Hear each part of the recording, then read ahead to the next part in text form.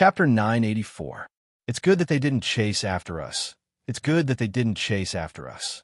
At this moment, Mutter felt as if a heavy burden had been lifted off his shoulders, and he no longer looked like the brave general of World of Wara.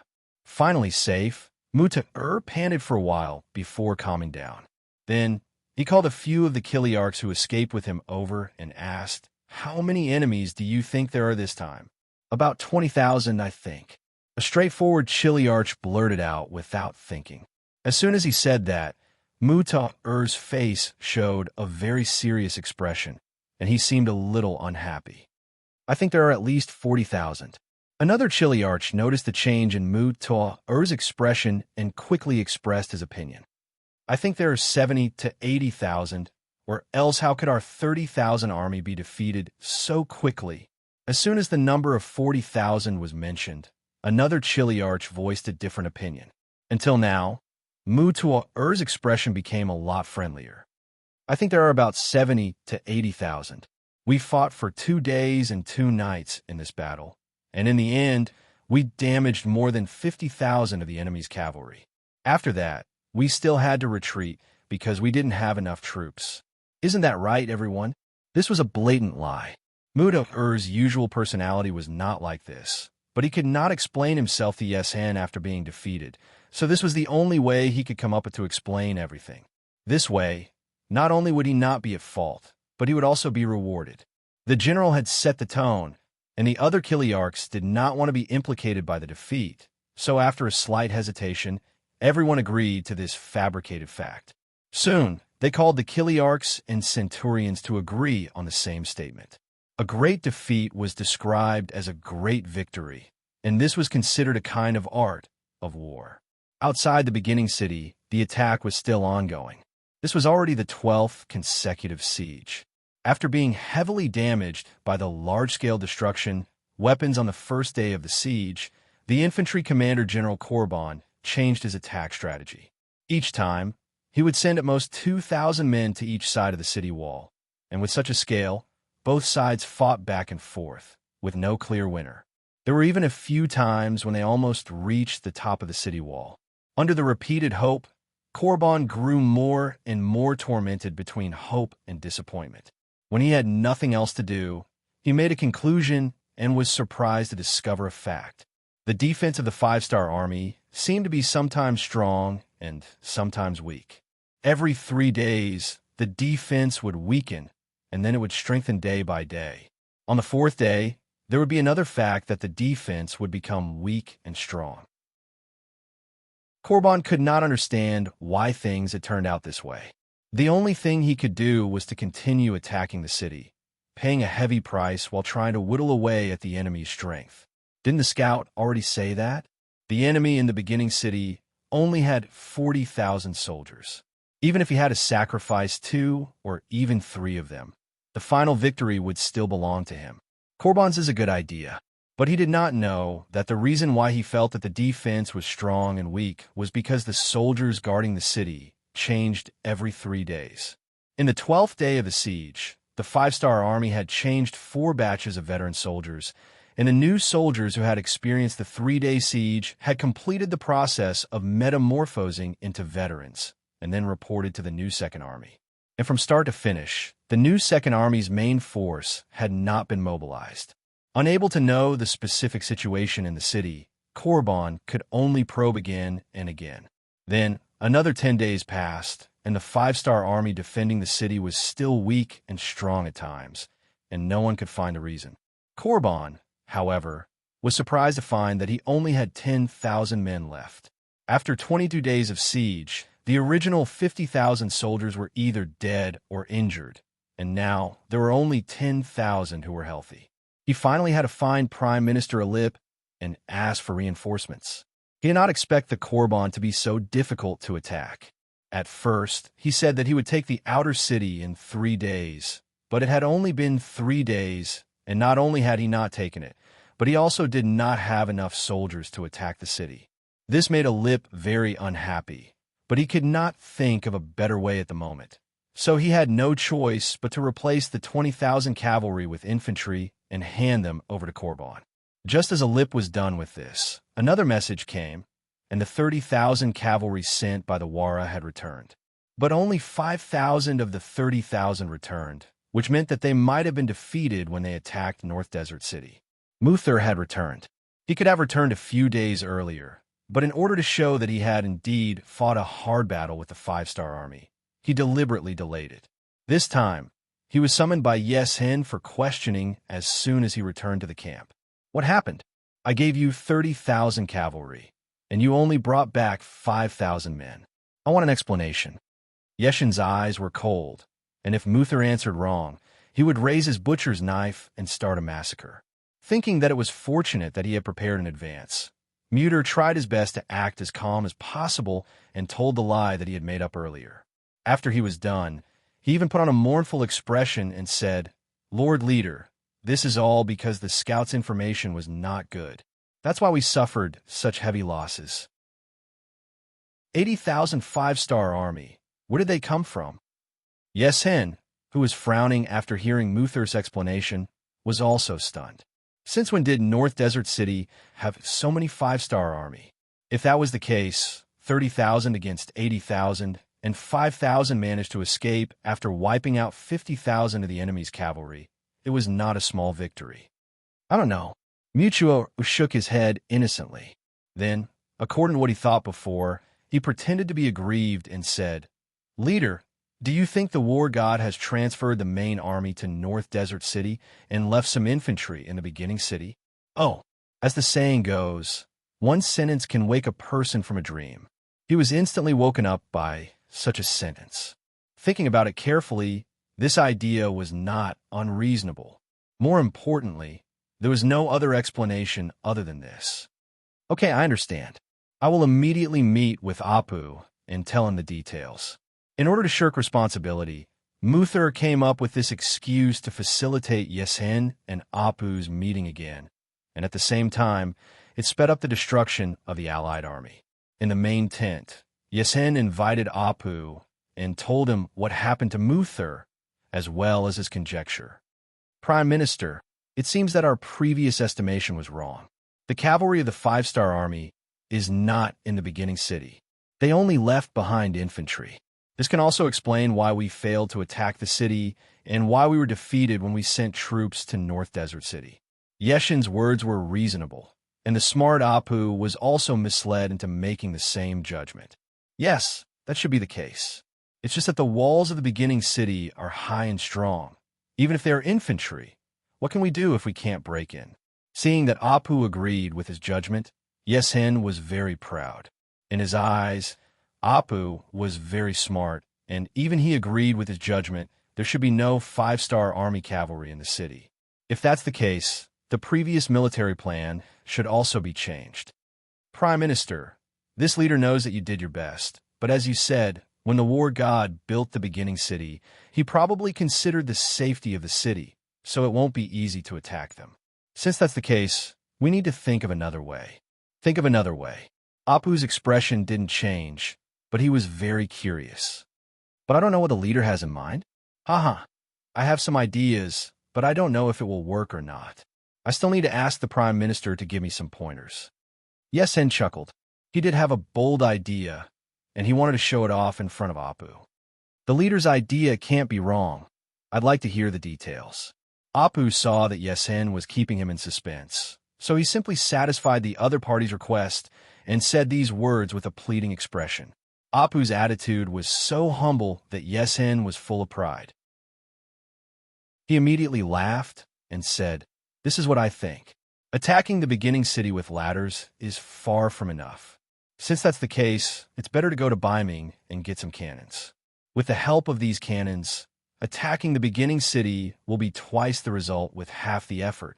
When the beginning city is in danger, the 5-star army cavalry in North Desert City will have to reinforce them.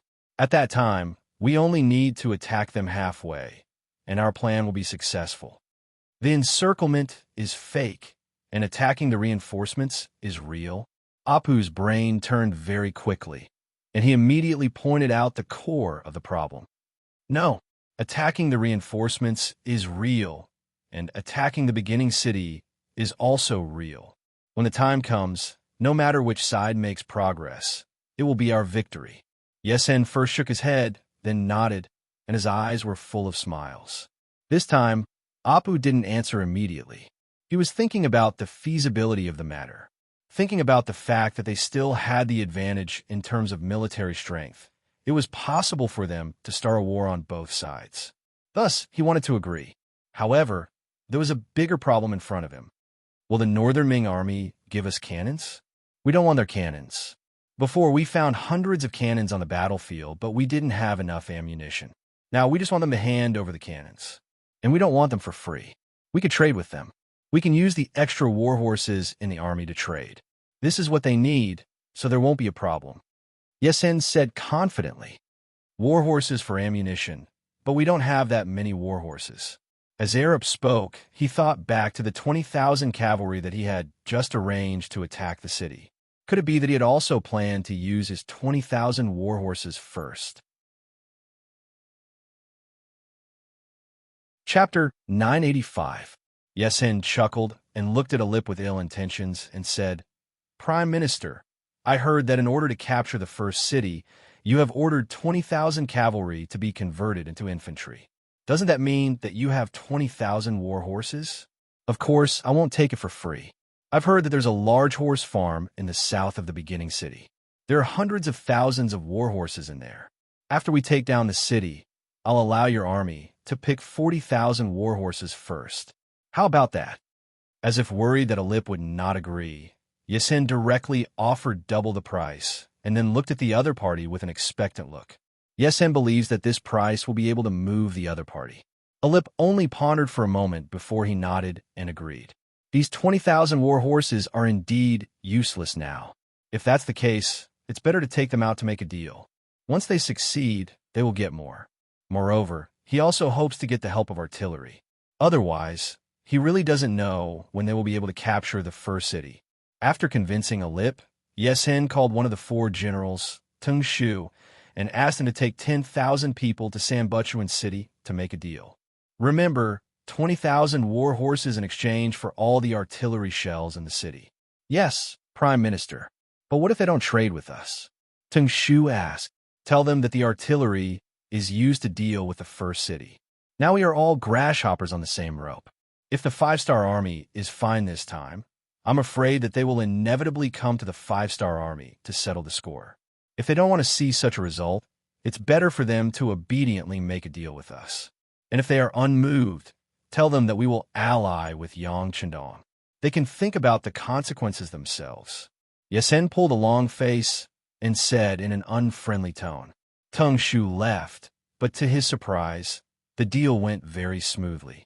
It's probably because the person in charge of Sambuchuan City is now Deng Chong. Since the red barbarian cannons were no longer available, there was no need for him to keep the cannonballs. He might as well give them to the Ministry of Wara in exchange for war horses. The 2 sides were trading under the city gate. When the 20,000 horses were involved, it caused quite a commotion. Many people in Sambuchuan knew about it. Shi Wanshan and the other generals also knew about it. However, they were under house arrest and couldn't do anything. The members of the Security Bureau in Sambuchuan City heard about this matter. Considering the importance of this matter, they used the radio station to send the news to Shurcheng. When Yang Chendong saw this news, Wang Shan not only sent this telegram, but also one about Haiwu Division. He Gong, the commander of the 5th Division of the Navy's Cold Front, called.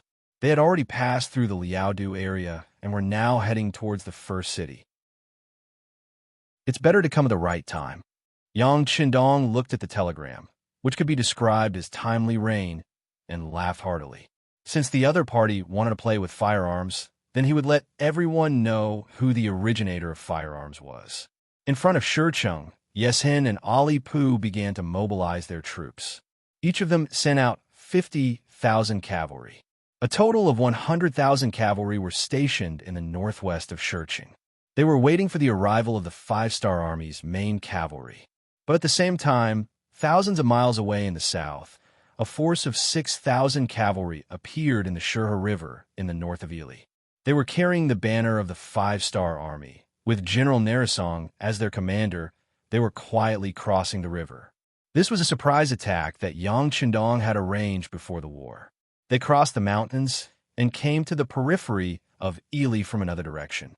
Next, they would launch an iron-blooded attack to take revenge for Ali Pu's attack on Shurching.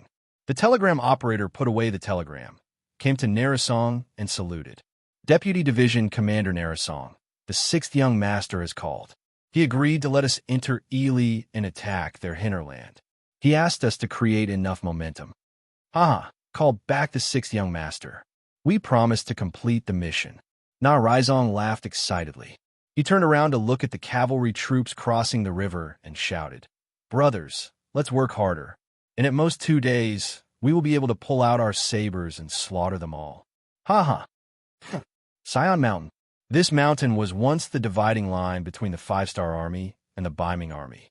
Ever since the allied forces of Walla and Ili appeared, it became an abandoned land. Looking from afar, one could still see the desolate appearance of the mountain. "General, should we rest here for a night before continuing? Our brothers are tired from being so careful." A chilly arch walked to General Tung Shu with a fawning expression.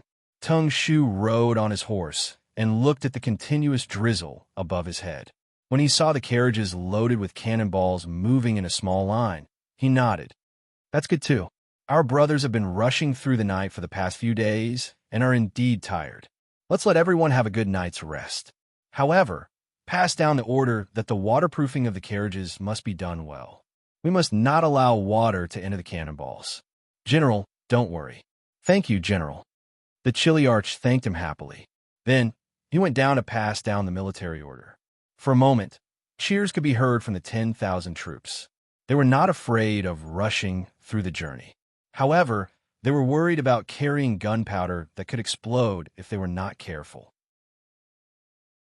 Seeing that they were about to reach the first city, and with the continuous drizzle, they might as well stop and have a good rest. They would continue to move forward when the weather cleared up. After the general gave the order to rest, the cavalry soldiers took out their tents. White tents sprung up like bamboo shoots after the rain at the foot of Sion Mountain. The 5-star army had originally built a road here.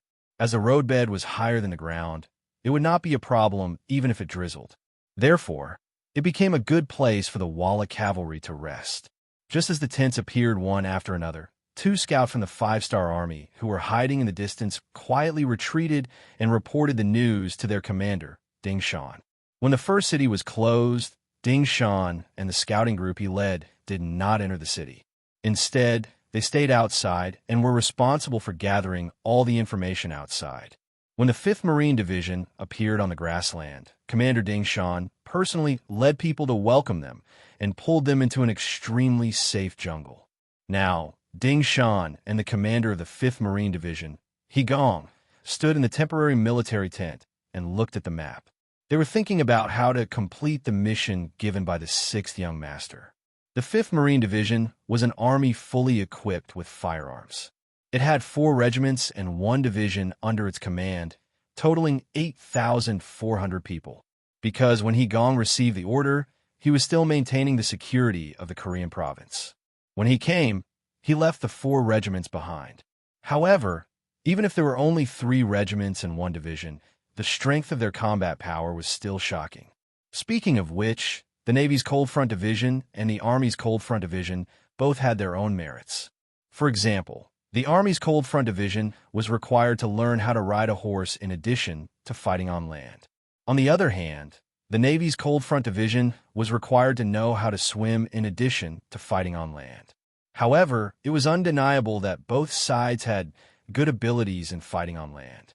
After receiving the mission from the telegram to eliminate the 10,000 cavalries sent by the Walla to collect gunpowder, He Gong had been waiting for an opportunity to appear. If the Walla cavalry were all on horseback, it wouldn't be easy to annihilate them all without any signs of life. And once a large number of cavalries escape, I don't know if Commander Ding Shan can stop them. In the tent, He Gong asked Ding Shan with a serious face. Although he wanted to say that he would do his best, but there was no room for carelessness in war. Ding Shan could only shake his head. "Commander He, our scouting group only has 2,000 people. If it is within this number, We are confident that we can stop them. But if too many of them escape, I'm afraid there is nothing we can do." "I see." Higan took a deep breath. "Then if we want to complete the mission, we can only wait for them to stop." Although Higan said that, he did not have much confidence in his heart. After all, 4 hours ago, he received news that the Walla cavalry was about to arrive at Mount Sihon. From there to the outskirts of Beginning City, it would only take more than a day's journey if they hurried. Perhaps in order to return to camp as soon as possible, they would not stop at all and would not create the most suitable opportunity for him to annihilate the enemy. Higan thought about how the sixth young master had high hopes for Hai Wushi. If he couldn't complete the mission well, how would he have the face to meet the sixth young master again? Higan's gaze fell on the map again. For the sake of the mission, he had no choice but to take the risk. Report. At this moment, the newly sent scout outside the tent returned with the latest news. Tang Shu's 10,000 cavalries and dozens of carriages of artillery shells had stopped at the foot of Mount Sihon due to the continuous rain. They stopped. After hearing the report, Higan's eyes lit up with excitement. Then he laughed and said, Good, it's good that they stopped. Commander Ding, it's time for us to show our skills." "That's right, Commander He. Everything will go according to the previous plan." Ding Shan was also very excited. Cavalries were afraid of moving. If that happened, it would be too difficult to lock onto the target, increasing the difficulty of annihilating them altogether. However, if they stopped, everything would be another story. A division commander and a commander immediately ordered the troops to set off. Their target was the foot of Mount Sihon. At the foot of Mount Sihon, the 10,000 cavalries led by Tang Shu did not know that they had become the target and prey. The light rain outside had turned into moderate rain. After rushing for days, the moment the tents were set up, they rested inside. Many of them had even slept during the day. As the general leading the troops, Tang Shu did not have the intention to reprimand them. The soldiers were working very hard, and it was good to have a chance to rest more. Moreover, this place was not far from Beginning City. He had 10,000 cavalries, so he did not think that there would be any danger in resting here. Even if the 5-star army appeared, he would still be able to fight back. Moreover, there was no information that indicated that the main force of the 5-star army would be here, so he had nothing to worry about. Chapter 986. In the rain, the C5 Division soldiers dressed in the same raincoats appeared near Mount Sihon according to plan. The heavy rain increased the secrecy of their movements, but at the same time, it also increased the difficulty of their march. They wore rain boots and raincoats to keep the rain off their heads. 3 regiments and 1 battalion. More than 6,000 soldiers arrived at the foot of the mountain according to the original plan. They could already see the resting Walla camp from afar. "Commander, they didn't discover our presence. Can we continue with the plan?" A company commander in charge of reconnaissance came to Higan and asked for instructions. "Yes, order the 5 battalions of the 1st Regiment to spread out in different directions toward the enemy camp. The 2nd and 3rd Regiments, plus the battalions, stay at the periphery and eliminate any enemies that escape. In addition, go and inform Commander Ding Shan. Tell him to make preparations. We must not let any fish escape the net." Higan nodded his head with a dignified expression. Whether or not they could complete the 6th young master's mission depended on this. The regiment that received the order began to rapidly approach the target in the rain. They first crept closer to the enemy camp. When they were only 300 meters away, they could still see clearly even in the rain. Then, they switched to the standard military movement and slowly approached the enemy camp. How to approach the target as close as possible without disturbing the enemy was something that every cold warrior had to do. All kinds of military movements were skillfully carried out one by one. The distance between them and the enemy camp was getting closer and closer. When they were only 200 meters away from the enemy camp, the 95 style in their hands could completely unleash a powerful effect. Only then did they stop one by one. Then, they spread out in a long snake formation. The 2,000 soldiers were divided into 5 groups and surrounded most of the enemy camp's tents. Among them, the area near the carriages was the closest. Prepare the rocket launchers. Dozens of carriages were about 100 meters away from them. From time to time, they could see Walla cavalry patrolling the surroundings. A regiment commander issued an order, but the rain covered his voice. The sound of the rain could cover up the voices of the people, but it couldn't cover up the earth-shattering explosion that followed. A single rocket launcher streaked across the rain and hit one of the transport carriages. The fire exploded, and under the chain reaction, the gunpowder in the carriages was ignited one after another. One after another, huge roars and explosions were heard. Amidst the sky full of explosions, the carriages were torn apart. With the support of enough gunpowder, a corner of the entire camp was instantly flattened. It was estimated that at least a few hundred Vola cavalry nearby were directly swallowed up. At least a few thousand warhorses were startled and began to run wildly in all directions. Even if there were tents set up in front of them, they couldn't stop them from running wildly. In the process, who knew how many tents were overturned, and who knew how many Vola cavalry who came out of the camp to check out the situation were trampled over. Chaos began. Attack! The first leader gave the order, and the 5 fire dragons began their one-sided massacre. Those Walla cavalry who came out of the camp in panic became targets one by one. They were hit by bullets, and blood spilled on the ground. Outside, there were horses roaring and rampaging. Inside, there were bullets passing by, taking away people's lives. Tung Shu, who was in the main tent, panicked. At this moment, his face was pale, and he looked nervous. He suddenly reached out and grabbed the captain who was running in front of him and asked, "What's going on? What happened?" "General, I don't know. Everything is a mess. Mrs. Qian's face was full of panic. The fire just now was too dazzling. Under the deafening sound, her ears were still a little deaf, and she couldn't hear what others were saying. Don't panic, the explosives are destroyed. This is clearly done by the 5-star army. We have to find a way to kill our way out and tell the leader about this. In this way, gather the cavalry. Their main force is either blocked in the first city or North Desert City. It is impossible for any army to appear here." Tung Shu was worthy of being one of the 4 generals chosen by Walla. Soon, he became clear-headed, and then he kept shouting to reorganize the army's morale. The most important thing for an army was the stability of the army's morale. As long as the morale of the army was still there, they would have the power to fight and have the possibility of turning defeat into victory. Tung Shu's shout quickly gathered several captains, dozens of captains, and a cavalry team of 5,000 to 6,000 people began to gather. When these people found their horses and stood with their swords, Tung Shu, as the main general, didn't have the slightest hesitation, and he didn't have the intention to wait for the others. He looked at the direction of the first city and swung his sword. "The target is the first city. All troops attack." A regiment of Cold Front warriors used a surprise attack to stop the enemy that was twice their number. When nearly 6,000 Walla cavalry rushed out of the camp, the real resistance began. With Commander He Gong as the head, the 2nd Regiment, the 3rd Regiment, and the division's battalion, a total of 4,400 people appeared in front of Tung Shu. Just like the direction of Tung Shu's attack was the first city, the direction of He Gong's defense was also the direction of the first city. The 2 sides inevitably met, and then there was a burst of gunfire. One by one, the Walla cavalry were overturned from their horses and were hit by bullets. Their bodies were stained with blood.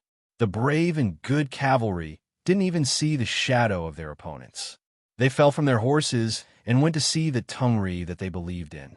The sound of gunfire burst out, and the cavalry fell on the charging road with blood. However, at least half of the cavalry rushed out of the encirclement. This was the advantage of the cavalry. Their speed was extremely fast, especially when they had a clear target. They could completely ignore the blockade of guns and rush out. Fortunately, Commander He Gong had already anticipated this possibility. He Gong had set up a total of 3 blockades. Just now, the enemy only broke through the 2nd Regiment's blockade. Then, the cavalry rushed out and met the 3rd Regiment soldiers. Gunfire sounded again, and countless lives were lost. Under the 2nd blockade, More than 3,000 cavalry left half of the corpses. When they rushed to the third blockade, Teng Shu had less than 2,000 cavalry with him. Commander He Gong didn't hesitate to lead the division's battalion to open fire. Among them, there were as many as 6 machine guns. They formed a bullet net and blocked the direction of the enemy's advance. One of the machine guns was aimed at Teng Shu and his warhorse. Unlike the clash between cavalry, Teng Shu had close to 100 bodyguards around him. They could very well protect the commander's safety. However, under such a blockade of gunfire, the effect of the bodyguards was negligible. Especially after the cavalry formation was disrupted one after another, there were not many bodyguards who could block in front of Teng Shu. When faced with the gunfire of the 95 machine gun, this one of the 4 generals that Yesen thought highly of was locked on by the gun muzzle. The bullets mercilessly shot into his body, causing Teng Shu, who was still lying on the horse, to tremble involuntarily. Just like the old saying, no matter how good one's martial arts were, one was still afraid of a kitchen knife. In the face of bullets that were many times more lethal than kitchen knives and bullets, the so-called kung fu became a joke. There wasn't even time for you to show off your knife skills. General Teng Shu was shot and fell off the horse.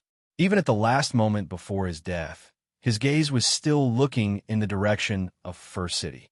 His eyes were filled with unwillingness. Teng Shu was dead, but there were still many cavalry who rushed out of the blockade. There were about 1,000 of them. Their lives would be left to the reconnaissance group at the last layer of defense. The leader of the reconnaissance group, Ding Shan, had already gathered 2,000 soldiers under his command and was ready for battle.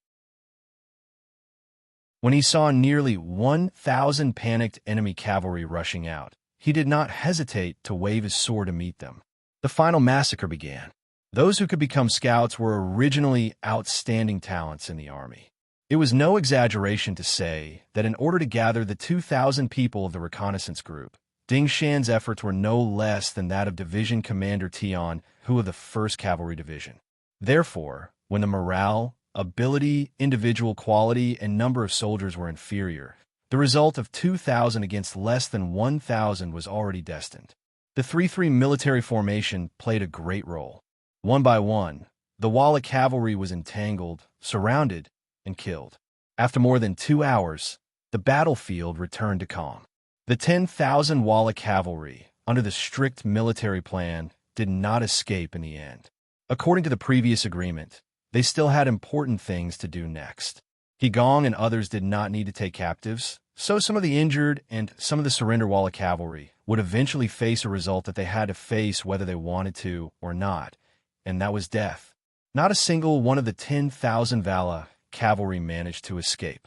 Even the General Teng Shu died in battle. Division Commander He Gong and Commander Ding Shan looked at the expected result. The two of them breathed a sigh of relief.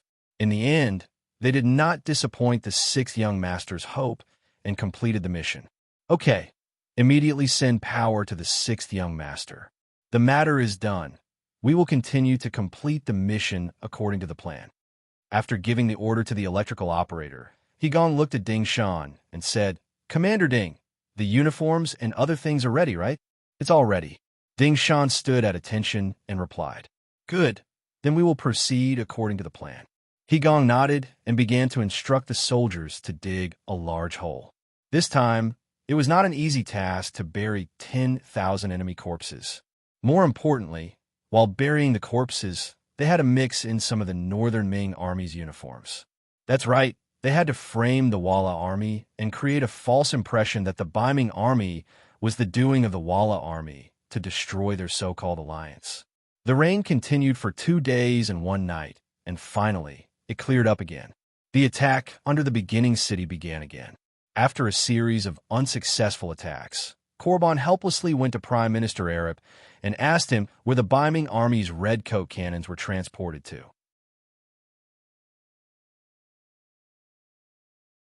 Chapter 987. Alip then went to the Walla Army's main tent and met with Chief Yesen. Chief, the beginning city's walls are high and sturdy.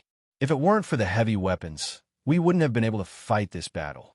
But I wonder where the Northern Ming artillery shells that we need have been transported to? Prime Minister, I'm also worried about this matter, Yesen said with an ugly expression. According to General Tang Shu's previous report, they should have arrived at the barracks yesterday. However, due to the rain, they might have arrived a day or two later. But it doesn't matter. Now that the rain has stopped and I've sent out a team to receive them, the shell should arrive at the barracks soon. When that time comes, I'll inform you immediately. How about that? Seeing Yeshen's words, Alip couldn't force him anymore. He could only nod. All right, since that's the case, I'll wait here for your good news. Haha, there will definitely be good news, Yesen said confidently. But soon, news came that the cavalry had gone to receive them.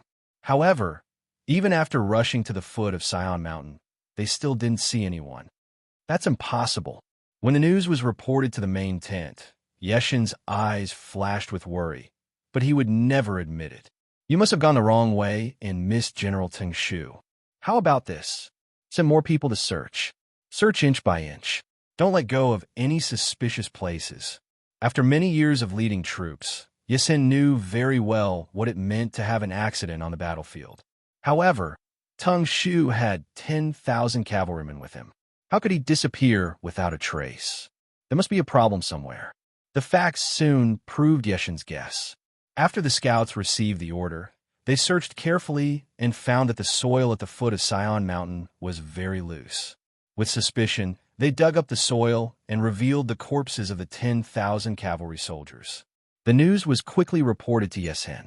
He was shocked and asked someone to invite Alip to discuss the matter. After all, the other party had sacrificed 20,000 war horses. An explanation had to be given. After Prime Minister Alip received the news, he quickly came to Yeshen's main tent. As soon as he entered, he lost his usual calmness and asked anxiously, "Chief, what happened? I heard that General Tang Shu and the others are in danger." "Yes." Yesen lowered his head. His face was heavy with anger. "What's going on? We spent 20,000 war horses to exchange for those shells." Alip saw Yesen admit everything and questioned him. This time, he had been waiting for these cannons to be used as an emergency. Now that he was told that there were no more, what was he supposed to do next? Seeing that Apu wanted to condemn him, he raised his head and said with a displeased expression, "Prime Minister, please remember, not only did we lose 10,000 horses, we also lost 10,000 cavalrymen. In terms of losses, our losses are much greater than yours." When Yesen got angry, Alip realized that there was something wrong with his attitude. His tone softened a lot. "Yes, I deeply sympathize with your heavy losses. But what's going on? No matter what, there needs to be an explanation. That was 10,000 cavalry soldiers. How could they be wiped out just like that? What's more, no one came back. This is too abnormal." "It's indeed abnormal." Yesen agreed with this point of view. Then he asked with a trace of suspicion, "Prime Minister, do you think it was done by the 5-star army?" "5-star army?" Alip was stunned at first. Then he shook his head and said, "Didn't we already confirm that their main force is in the direction of North Desert City and Beginning City? How could they have the strength to arrange an ambush in the south of Beginning City? If they really have such great ability, then why would they defend the city? I don't think so." Alip was a smart person. Normally, he wouldn't directly express his opinion on some things. But as long as he understood the situation in front of him, he could see that the 5-star army was already weakened. They didn't have the strength to fight back. He wasn't the only one who thought this. Yesen also had the same idea. It's just that he couldn't think of any other reason, so he just casually probed. When he heard Alip's answer, he nodded and said, "Yes, the 5-star army shouldn't have the strength to do so." Although the 10,000 cavalry soldiers led by Tang Shu weren't the most elite force, they weren't just for show. To kill all of them without leaving a single one alive, it would take several times the number of soldiers. The 5-star army doesn't have the strength to do so. After eliminating the possibility of the 5-star army committing the crime, Alip and Yesen separately thought of another force, which was the Biming army. Comparatively speaking, Sion Mountain wasn't far from Tulu City. They had also heard that the 200,000 reinforcements of the Biming army had arrived from the capital. Could it be that they suddenly attacked and killed Tang Shu and the others? Although they were allies now, when there was a conflict of interests, anything could happen. That was 10,000 Walla cavalry with 10,000 warhorses. In addition, there were so many artillery shells. It wouldn't be strange for them to do anything. As the saying goes, there are no eternal enemies or friends, only eternal interests. For the sake of interests, who could say for sure what the Biming army would do? Just when the two smart people had their suspicions, but they still lacked evidence. The scout who had gone to investigate the corpses had returned with the evidence they wanted. It was a small number of Biming army uniforms found in the graves. But because the enemy was afraid of leaving evidence behind, they'd set the bodies on fire. Even the corpses were in tatters, and it was impossible to see how they had died. Even the Biming army uniforms were in the hands of the Walla cavalry, leaving behind some evidence and hope. Bastard, I didn't think they really did it. Yesen angrily slammed his fist on the wooden table in front of him. He had already guessed before, and now that there was evidence, he no longer doubted it. Alip was also angry. Although it didn't seem right that the Biming army would take such a huge risk for 10,000 warhorses, the reality was that the facts were right. However, the truth was right there, and he had no choice but to believe it. Then there was a problem. The Biming army had already made a move behind them, so they were no longer safe. Between the Biming army and the 5-star army, they could be attacked from both sides at any time. If that was the case, they had to take action. Otherwise, it would be too late once the situation was settled. What should we do? Do we still need to send people to Tulu City to investigate the situation? Yesen asked conservatively. Tulu City has been sealed off for a long time. Our people couldn't get in before, and now something like this has happened. Even if they could get in, they probably wouldn't let them out. This kind of investigation is meaningless. Apu shook his head. With his foresight, he believed that all investigations were unnecessary. On the contrary, doing this would only delay the army's retreat. That's right. Then what should we do? Retreat? When he said this, Yeshen's voice carried a hint of unease. We will retreat. But before we leave, we have to take some things with us. I've already sent people to check. Some of the more than 300,000 mu of grain fields in the north of the origin city have already ripened. If we move fast enough, we can still snatch some of it. This way, we can solve the problem of our own lack of food and fodder and also deal a heavy blow to the origin city. We can make them fall into a food shortage in a short period of time and delay their development. Apu said with some reluctance. Since it was confirmed that the first city was difficult to capture, even if they went to the North Desert City, it would be a risky move. They could only take a step back and snatch what they could first. This was the best way and the only thing they could do. Although he had brought a lot of provisions this time, the more life-saving things he had, the better. Thus, he immediately nodded. I agree with this idea. Then let's do it like this. We will send 10,000 cavalry to snatch the food. We will only give them 7 days. As for how much they can snatch, it all depends on their ability. How about it? Well, after we snatch our own food, we will burn the rest that we can't take away.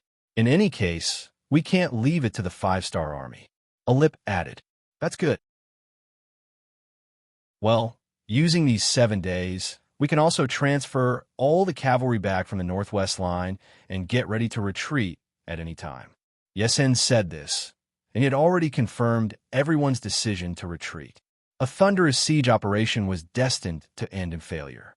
After the two leaders reached a consensus, they each sent 10,000 cavalry to the food base in the north of the first city. But the next thing didn't go well. Facing the yellow food, they actually had difficulty moving forward. This didn't refer to how many 5-star army were guarding here. It was because there were too many mines. They only advanced 2 or 3 miles, and each of them paid the price of hundreds of cavalry. According to the report, there seemed to be a lot of mines buried in the ground that could throw their soldiers into the air. If they wanted to go all the way, they were afraid that it was far from being able to do it in a short time. When the news came back, Yesen and Alip both scolded Yang Chendong's cunning. Obviously, this was a trap that should have been set up long ago, but because they wanted to wait for the food to mature, they ignored it. If we can't get it, then let's destroy it. Don't we still have some explosives and catapults? Drive them over and blow it to the ground. With the idea of both sides suffering, Yesen made a ruthless move.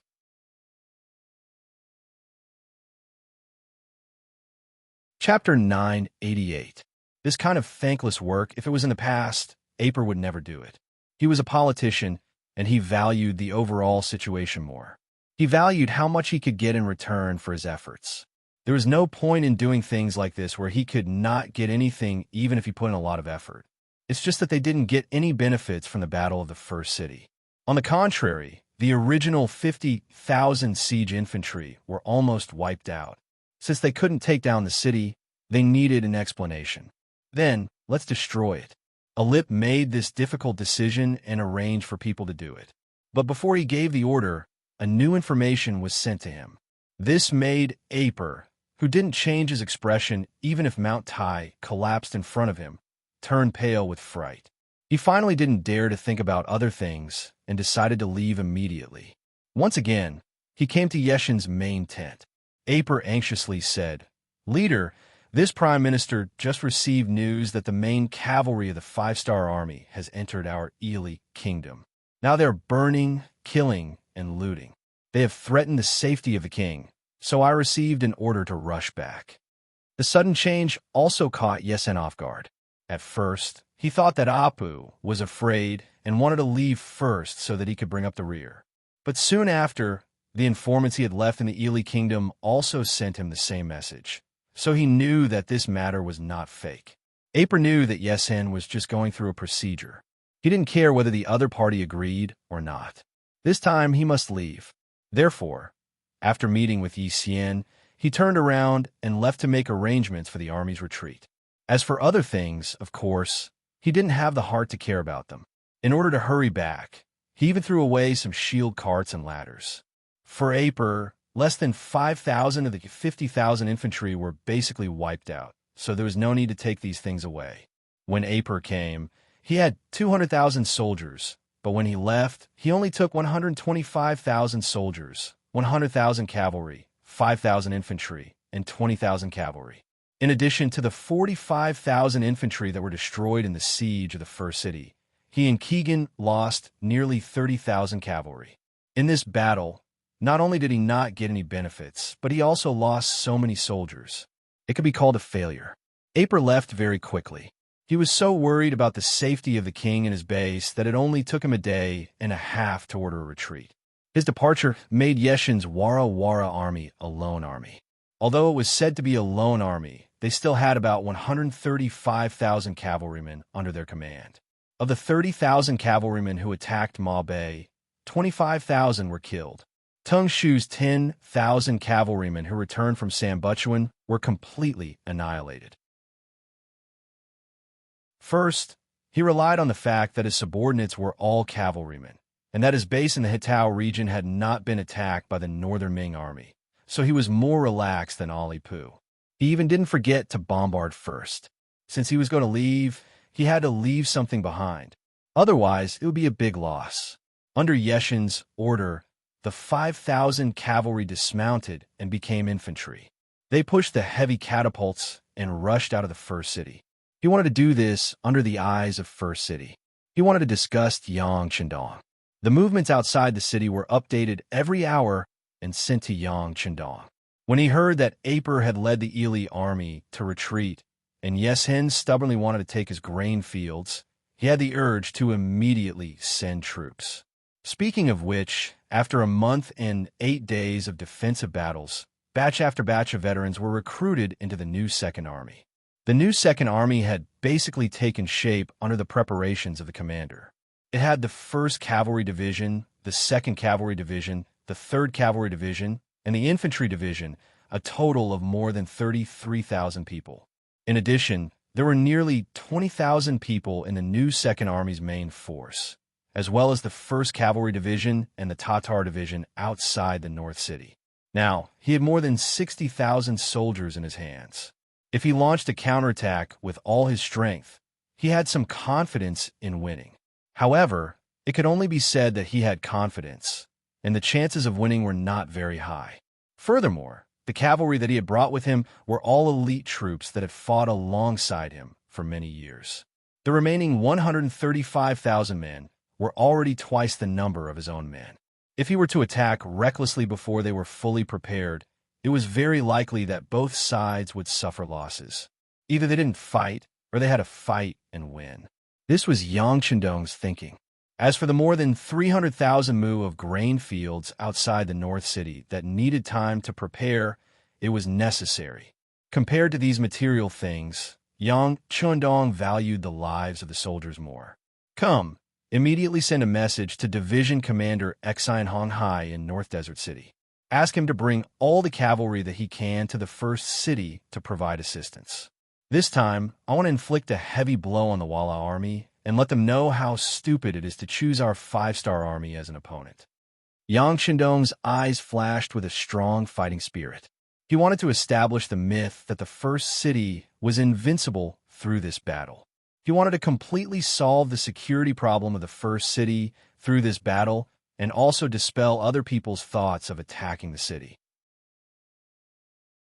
After the telegram was sent out, Division Commander Exine Honghai in North Desert City, while mobilizing the cavalry in his hands, informed the leaders of the big tribes near North Desert City that it was time to fight a smooth battle. Those who wanted to take advantage of the situation could join in. In the last battle, when they were dealing with Tuatuabuhua, they successfully created an elite 1st Cavalry Division among the elites. At the same time, the small tribes of North Desert City that were weaker were dealt a devastating blow. Now, there were not many independent tribes left near North Desert City. Usually, everyone lived in harmony. Division Commander Exine Honghai was very self-respecting. Whenever something happened, he would discuss it with everyone, so he also had a good relationship with people here. This time, he took the initiative to stand up and said that if there was any merit, he could share it with everyone. If there were benefits, everyone could take it together.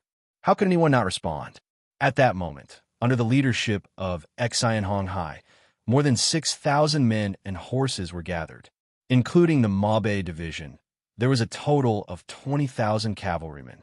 After receiving the news, they marched straight to the direction of Shur City the next afternoon.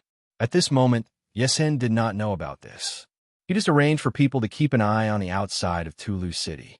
He was only worried about the 200,000 reinforcements of the Baiming army. As long as these people did not come out, he could still dominate the first city and do whatever he wanted. What Yesen wanted to do now was to bombard hundreds of thousands of mu of grain fields. Even though he didn't have a lot of gunpowder in his hands and the range of his explosion was limited, he still stubbornly did it. In his view, this was him waving a knife to cut his own inner demon. Since he was defeated in the Battle of Baiming 6 years ago, Yang Chendong had become a demon in Yeshen's heart that could not be removed. Now that he finally had a chance to wipe away the shame, how could he let it go? Moreover, he had surrounded the first city for more than a month, which proved that the Duke of Loyalty was not omnipotent and could not be defeated. As long as he found the right way, he could also make the other party become honest. In this battle, Yesen even thought that if the first city was not too sturdy, he would have been able to defeat Yang Chendong this time. With this thought, Yesen did not leave immediately. Instead, he waited to bombard the grain fields and let Yang Chendong know what it meant to be helpless before leaving. He thought that he was showing off, but he did not know that he was standing on the edge of a cliff. The first city and Mabe City were thousands of miles apart. Exine Honghai led 20,000 cavalrymen and traveled day and night. In less than 3 days, they arrived at Wanda City, which was north of the first city. There, they met up with the world's best cavalry division and the Tatar division. They were only given a night's rest.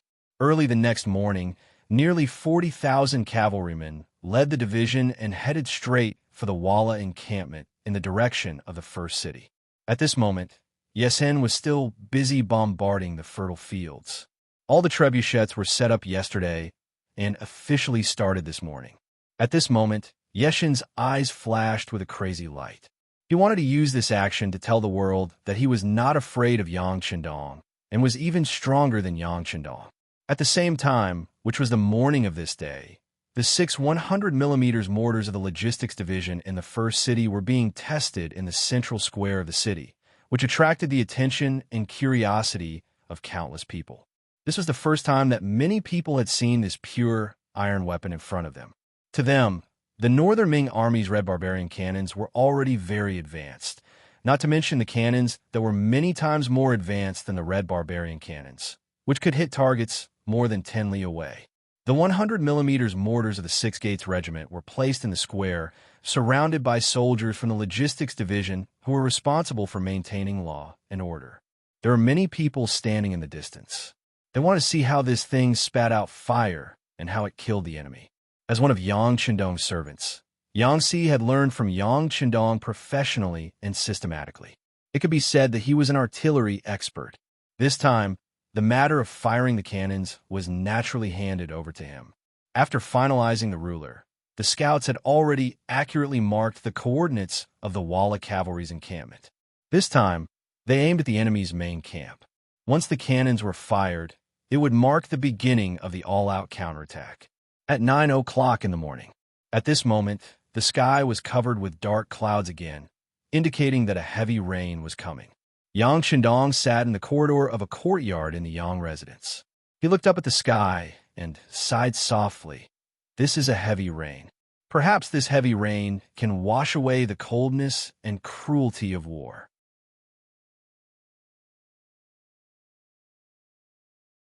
Chapter 989. Lightning flashed and thunder rumbled in the sky, giving people a very oppressive and gloomy feeling. At this moment, the 6 cannons had been calibrated. In order to deal the greatest damage to the enemy and destroy the enemy cavalry's will to resist, Yang Si chose to fire 3 shots in a row from the nearest 6 li to the nearest 12 li. In other words, in this 6-kilometer-long Walla army camp, the 6 cannons had to fire 3 shots in a row in a short period of time. That was 18 shots in a row. Without any preparation, one could imagine how much damage and shock this cannon fire would bring to people. Ready, fire. Seeing that the time was up and everything was ready, Yang Si suddenly dropped the red flag in his hand. Then, the 6 cannons let out a loud roar. 6 shots were fired out of the barrels and flew out of the city. In the square, the people didn't disperse because of the heavy rain. They still opened their eyes wide and looked at the light and roar caused by the cannons. Outside the beginning city, the Walla cavalry was less than 3 kilometers away from the city wall. They seemed to want to use this method to suppress the 5-star army and show their strength. At this moment, the front line had undoubtedly become the focal point of the cannons. First, there was a whistling sound, followed by a boom. After a loud explosion, a deep crater appeared. The 2 tents in the crater were instantly turned into ashes. The other tents on the side were also affected. There were different degrees of damage and casualties. The attack officially began. The cannons drew a beautiful arc in the sky and landed in the Walla camp. In the roar, 1 tent after another was destroyed. Group after group of unprepared Walla cavalry were killed, injured, and frightened. Yesen saw that the rain was coming. He was patrolling the camp with his men. He wanted to see if there were any tents that were not set up properly, and if there were any stable doors that were not closed properly. It was precisely this action that saved his life. In the blink of an eye, the main tent he was in was blasted to the ground. Soon after, a giant crater appeared. Under the precise measurement of a ruler, the dozen or so personal guards and his concubine in the tent all disappeared from this world. Yesen looked back. His eyes were wide open and his face was full of disbelief. At this moment, the scene that had been hidden in his heart appeared again. The siege that had lasted for more than a month had made him forget how powerful the firearms in his opponent's hands were. At this moment, all the memories flooded into his mind, and at this moment, fear appeared in his eyes. Boom, boom, boom. The cannons fired one after another. In a short 2 minutes, 18 cannons were fired. If the cannons only caused damage to the Walla cavalry, it would only cause hundreds of deaths and thousands of injuries.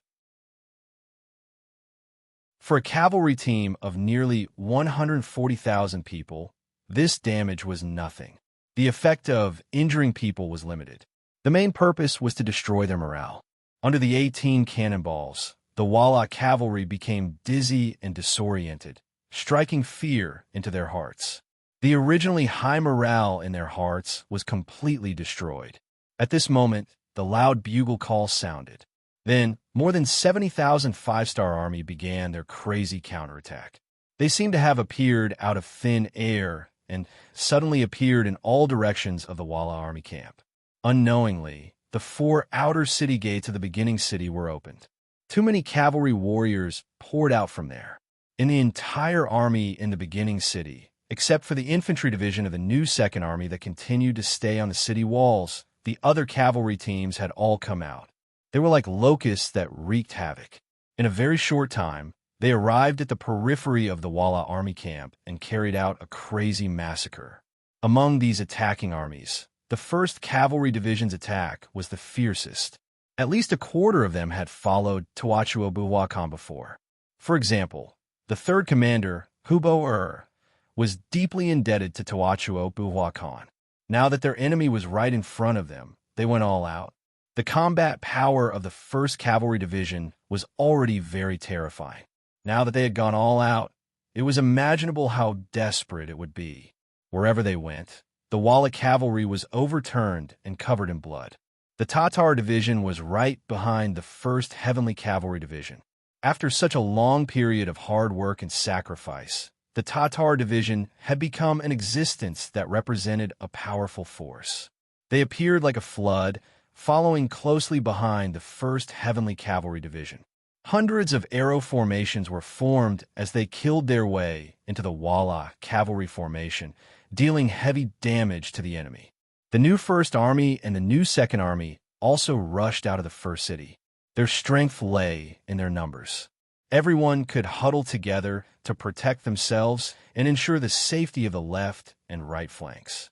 The soldiers only needed to bravely charge forward and take the head of the target. Under such a situation where there was no distraction, everyone performed to their best. For a time, no one could stop them. Lastly, it was the Mo Bay Division and the 20,000 soldiers of the Mo Bay tribe. Relatively speaking, their strength was the weakest, especially the Mo Bay tribe's cavalry. They were used to fighting alone and did not know what it meant to work together. If it was a normal day, with their strength facing the Walla cavalry, even if they had more people, it would be difficult for them to gain any advantage. But today was completely different. They were following behind the main force of the 5-star army, and they were going for a surprise attack. Like this, where they were not in a formation, as long as they were not isolated, they would not be in any danger. In such an environment, it also allowed them to better display their strength and try their best to kill those Walla soldiers who had been beaten until they were dizzy and disoriented. It was not true to say that they were utterly defeated. The explosions of the cannonballs had indeed caused the Walla cavalry to panic. However, when a shrill sound of the bugle horn signaled the arrival of a large army, the Walla cavalry displayed their outstanding military qualities. Many of the cavalry rushed to the stables to find their own war horses. They picked up their own sabers and charged towards the 5-star army in the distance. This was the strength of the Walla cavalry. Perhaps they were used to sneak into the camp often. Once they found that the enemy suddenly appeared, they did not need to do anything at all. These cavalrymen could resist based on their experience. At one time, there were even several incidents where they killed the enemy and returned. But this time, they were facing an army that was just as good as the Walla cavalry. It was impossible for them to turn defeat into victory. It was just a matter of how much they could lose. Yeshin's main tent was completely destroyed by the artillery. He was stunned for a while until his subordinates, Hile and Mu-ta-ur, came to his side to ask for instructions. Only then did Yesen regain his senses, and his eyes were filled with anger. Report the situation. Lord Leader, according to the reports from the scouts of the various camps, the 5-star army has at least 70 to 80,000 people. They are currently attacking our camp from different directions. Although our cavalry warriors are valiantly resisting, the enemy's attack is too fierce and too sudden. Right now, some of the outer camps have already been occupied. General Hile was originally in charge of the safety of the entire camp, so he did not need to prepare anything when he reported this. The outer camps have already been occupied. Also, you said that the five-star army has 70,000 to 80,000 people. How is that possible? Where did they get so many cavalrymen? If they have this kind of strength, why do they only focus on defending the city? After Yesen heard the detailed report, his face was filled with disbelief. Before the war, he and Apu had done some research. The five-star army was just a new army in the grasslands. There were around 30,000 people. There was also the famous 1st Cavalry Division that had a few thousand people. Even if they included the 20,000 people guarding Mo Bay City, they only had around 50,000 people. Moreover, Apu was in a hurry to leave because it was confirmed that someone had gone to Ely to cause trouble. It should be the five-star army's doing. Since they had already divided their forces to Ely, how could they still have so many troops left here? And the number of people far exceeded the data he investigated? Chief, do you think the five-star army recruited a large number of people in the beginning city? You know that there are more than 500,000 people in the beginning city, and they are all gathered together. It is not difficult to select tens of thousands or even more adult men from here. Hile had already thought about this question in his heart. Seeing that the time was right, he spoke out his guess. Yes, it should be like this. They must want to make a huge formation to force us to retreat. In this way, the crisis of the beginning city can be resolved. Another warrior, Muta-ur, agreed with Hilei's idea and said aloud. Yeshin's eyes flashed with a thoughtful look. After about 2 seconds, he nodded. Okay, then let's test the strength of the other party. Muta-ur, I will leave this matter to you. General Hilei, you have to pay attention to the situation of the battalions at all times. If there is any danger, you have to send troops to support in time. Since the five-star army wants to use the commoners as an army to scare this chief, then let's have a good fight. I want to see who will be the winner in a fair and square battle without using any schemes or tricks. Yes, Mutor saluted and left excitedly. Since the last time he led 30,000 cavalry to attack Mo Bay City and was defeated by the world's best cavalry division and the Tatar division, he felt that he could not raise his head in the army. Now that he had the opportunity to lead the army again, of course he would cherish it and perform well.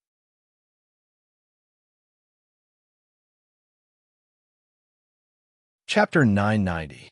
Hile didn't leave, but was stopped by Yesen. Go make some calculations and have our elites retreat. If things don't work out, we need to leave the battlefield as quickly as possible. Do you understand? Leader, do you mean that we might lose this battle? Hile carefully worded his words. There's a saying in the art of war, it's not wrong to think about defeat before planning for victory, Yesen said cunningly. He didn't understand much of the 36 stratagems, but he completely understood the last stratagem, retreat. He could even use in battle. He had a feeling that Yang Qindong wouldn't do such a thing if he didn't have a certain chance of winning. It was necessary to prepare beforehand. As long as the main force and elites were still there, this battle wouldn't be considered a defeat. After understanding Yeshen's meaning, Hile asked worriedly, Leader, should we inform General Mu to... He should be going to the front line soon. If we suddenly retreat with our elites, won't he be in danger? No need. Mu Tuo should have been executed in the previous battle. Keeping him alive for so long is my benevolence. Let him fight to the death on the battlefield and gain a good reputation. Isn't that better? Yeshen's ruthless side was once again displayed. In the eyes of this kind of person, there was only value in using others. As for friendship and feelings, they didn't exist at all. If anyone wanted to talk about feelings with him, they would be looking for sadness and death. After Hile heard this, his heart skipped a beat. While he was on guard, his expression didn't change as he said, Yes, leader. This subordinate understands. How would Mutor know about this? He, who had left excitedly, was now leading his army forward. This time, he had to perform well to make up for his previous mistakes. If everything was as the chief and Hile thought, then the five-star army should be made up of commoners in disguise. If that was the case, they would not be a match for him at all. His chance to make a contribution had come. As expected of one of the four great generals, once Mood entered the battlefield, he launched fierce attacks again and again. And he was facing the Mo Bay army and Mo Bay army that had arrived last. Relatively speaking, they were also the weakest group. When the strongest met the stronger, the result was naturally obvious. Although Xian Honghai commanded well and filled in the gaps in time, the soldiers under him lacked the ability to fight together. Before the battle, they could still have a good formation, but once the battle started, they all became scattered sand. They could only fight for themselves, and it was difficult to form any cooperation. Facing the fierce Walla cavalry, they could only retreat. Mu Tuo repelled his opponent, which made him believe in the chief, and he lays judgment even more. It also made him have a bold idea, which was to continuously attack and penetrate the enemy. Then he would take the opportunity to see if he could take down the origin city that had no military strength. If he could really do this, he would have made a great contribution. Then, who would dare to look down on him? Mu Tuo's idea was correct. The first city was indeed empty of soldiers. Only an infantry division was left to defend the city. The Walla army did not collapse in the face of a heavy attack. Instead, they still had the strength to fight back. When this matter was reported to Yang Qindong, he was somewhat surprised. Under normal circumstances, in the face of a sudden attack, coupled with the power of the artillery, most troops would not be able to resist. Once they began to retreat, it would become a situation of defeat. In that case, they would have to fight the battle with the wind and have the advantage in their hands. The Walla army's reaction was so unexpected that Yang Qindong understood that any force that could dominate for a period of time was not a fluke. They indeed had their own strengths. And since the Walla army did not retreat, then he did not need to hold back. He just needed to use all his means. Send orders to Haiwu Division and the reconnaissance team of the new First Army. Let them attack the Walla army from the south and disrupt their formation. The telegrapher, Wang Shan, agreed and turned to leave. Then Beta Persei excitedly entered the courtyard. As soon as he saw Yang Qindong, he excitedly said, "Young master, there's a report from the front. There's a Walla army of about 10,000 that has broken through our encirclement and is moving under the first city." There is such a thing? Yang Qindong was stunned. He did not expect that the Walla army not only had the strength to fight back, but also had the intention to seize the first city for the second time. Yes, we have figured it out. This Walla army is led by Muther, one of the 4 generals under Yesen. The direction he chose to attack is the Mo Bay Division and the Mo Bay Tribal Coalition. Young master, you know that their combat power is mediocre. If they fight some easy battles, they can achieve good results, but when facing a strong army, it is not enough. Beta Persei reported everything he knew. Just as Beta Persei finished speaking, there was a sudden rumble of thunder in the sky. The heavy rain that had been brewing for a long time was about to fall. Yang Qindong looked up at the sky and then looked at Beta Persei. "Do you mean to take the army out and destroy the Walla army?" "Yes, young master, but I don't know if it's possible." The light in Beta Persei's eyes betrayed the excitement in his heart. As a man, and a hot-blooded man, if there was a chance to gallop on the battlefield, of course he would not refuse. Instead, he would fight for it. Beta Persei's strength was not weak. In the past few years, he had practiced his equestrian skills on the grasslands well. But because he was with Yang Qindong, the opportunity to fight was completely deprived. Now that he finally had a chance to perform well, how could he miss it? Naturally, he would fight for it. Yang Qindong only hesitated for a moment before agreeing to Beta Persei's request. "Your desire to fight is good, but now there is no decent cavalry in the first city. What do you have to fight with this Muther?" "Young master, don't you have your 2 guard brigades? They add up to 1,000 people. That's enough. Besides, although the guard brigade has not stopped training since it was established, they have not experienced any battle after all. After a long time, I'm afraid that their skills will be rusty. There are some opportunities to test their strength. Isn't it the best of both worlds?" Beta Persei opened his mouth and found a good reason for himself. The 2 guard brigades had a total of about 1,000 people. This was also Yang Qindong's last defense force, but at the same time, it was also the strongest defense force. Those who could enter the guard brigade not only had to have a clean background, but their skills were also excellent. In the eyes of many people, being able to enter the guard brigade was a glorious existence. The difficulty was even many times more difficult than entering the cold front and the 1st Cavalry Division. Every member had to be carefully selected by young heir and the 2 captains before they could join the team. However, there was a problem, and that was that no matter how many connections you pulled, you still wouldn't be able to get what you wanted. These people were also highly skilled. It was not an exaggeration to say that even the 1st Cavalry Division could not be their opponent in a battle of 1,000 people. This was why Beta Persei had confidence in the 2 guard brigades and why he dared to make the decision to fight thousands of people. Yang Qindong usually trained with the guard brigade, so he was naturally aware of their strength. Since Beta Persei was pleading like this, and considering that the guard brigade indeed lacked joint combat experience, this might be an opportunity. He finally nodded. Okay, I can agree to your request, but young master also has a condition. Young master, please speak. Beta Persei took a step forward excitedly, his face full of eagerness. I agree to let you send troops, but young master, I also want to go with you. How about it? Yang Qindong also wanted to see the scene of the Walla cavalry charging with 10,000 people. He also had a hot-blooded side to him. Okay, wait. Beta Persei instinctively agreed, but he quickly came back to his senses and shook his head repeatedly. No, the ladies in Tiger Head have strictly ordered me not to let young master take risks. This is absolutely impossible. Yang Qindong knew that Beta Persei would not agree immediately, so he questioned him. Beta Persei, you just said that with the strength of the guard brigade, it would not be a problem to deal with the Walla. Are you doubting the strength of the guard brigade? No, young master. Beta Persei quickly shook his head and denied. That's good.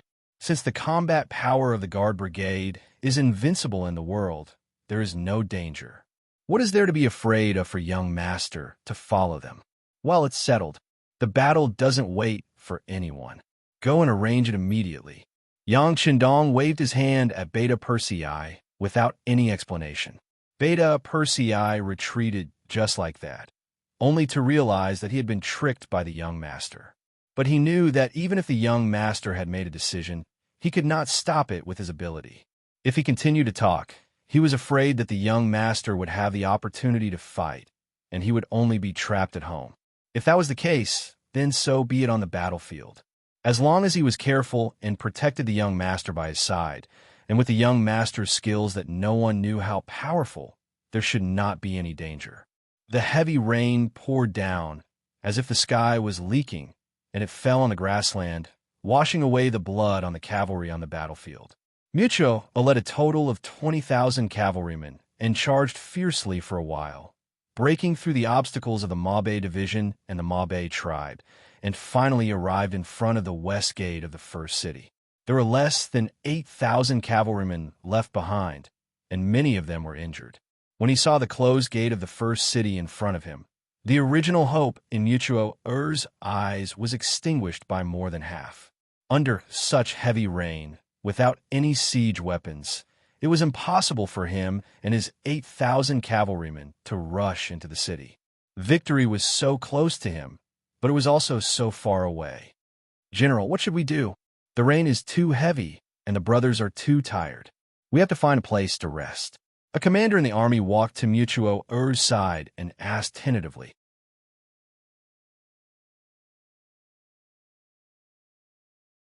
Chapter 991. Taking a deep breath, Muta knew that he had done something useless this time. With a dejected look, he was ready to give the order to retreat. Wait, look, did the city gate open by itself? A chilly arch interrupted the decision that Muta was about to make. He pointed to the west gate of the city and shouted loudly. The heavy rain was still falling, and the west gate opened from the inside.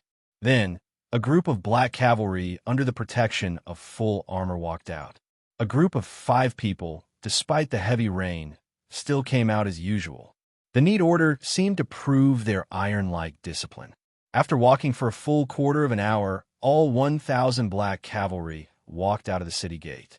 Finally, Yang Qindong, who was dressed in a particularly eye-catching golden robe, walked out of the city gate under the protection of Beta Persei and the others. Just after he left the city, the heavy gate behind him slowly closed. The sound was so clear that no matter how bad the weather was, it still clearly reached everyone's ears. In the past, when Yang Chendong went out, he always wore a red robe and a cloak. It could be said that he had always been concerned about the feelings of the North and South Daming. But this time, Bai Ming tricked him and obviously hurt his heart. At this moment, he no longer hid and put on the golden robe that represented imperial power. Yang Chendong was also dressed in black armor, only revealing a pair of murderous eyes. When he looked ahead and saw the 8,000 Walla cavalry, he did not show the slightest nervousness. On the contrary, he said in a very calm voice, "The black cavalry only belongs to you. This is the most powerful existence. But after today, I hope to add a new title to you, Long Way. The young master hopes that none of you will fall behind and can become a member of the new Long Way. Next, use the steel sword in your hand to prove your strength." Long way, long way, long way. 1,000 black cavalry made the same sound. For a moment, this shout seemed to have covered and surpassed the sound of thunder, echoing between heaven and earth. Seeing that the young master had raised everyone's morale to the extreme with just a few words, Beta Persei knew that it was time to launch an attack. At that moment, he pulled out his steel sword and pointed it forward, shouting loudly, "Brothers, it's time to prove our strength. Let's go. Charge!" 1,000 black knights rushed out amidst the battle cries. Even Yang Chendong, who was in the group, did the same. He pulled the reins of the white dragon with one hand and held the shining steel sword with the other. He exerted force in his legs and rushed forward. Kill! Muta Er's eyes also flickered with intense killing intent. If one looked closely, one could see the unconcealable excitement and agitation. Originally, he thought that he would have to return empty-handed this time. Unexpectedly, this loyal duke of the great Ming dynasty rushed out on his own. When he first saw the flag of the god of war, he thought that his eyes were playing tricks on him. However, when he saw that the person wearing the golden battle robe should be the god of war in the eyes of others and the god of war in the eyes of leader Yesen, he knew that his chance to make a great contribution had come. Using his frenzied roar to vent his emotions, Mutua urged his horse forward, leading the 8,000 cavalrymen behind him to encircle the 1,000 black cavalry like a swarm of locusts, looking as though they were about to swallow them whole. Facing an enemy 8 times their number, the 1,000 black knights were not afraid at all. On the contrary, they were filled with endless killing intent and excitement.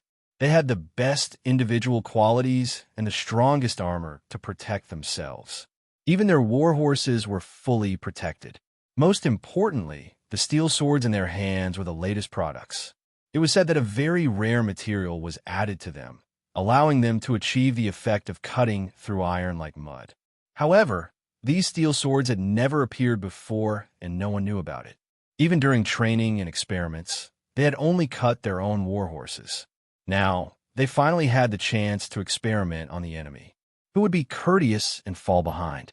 Fighting alongside the 6th young master was the proudest thing in their lives. At this moment, all the soldiers gave it their all so that they could continuously kill the enemy and show off their might. At the same time, they could also become the first batch of members of Long Way. The 1,000 black knights carried an incomparable sense of pride. They wore impenetrable armor and held indestructible sharp swords. They rode on their war horses and raised their swords. The intense killing intent emitted from their bodies seemed to make the rain between heaven and earth tremble. The rain seemed to not dare to touch their bodies. Kill! Dao Xiao, as the leader of the second guard team, rushed to the forefront. As the tip of the arrow formation at the front, it was as if there was no one in front of him. He fiercely stabbed towards the Walla cavalry in front of him. The steel swords were constantly waved in midair.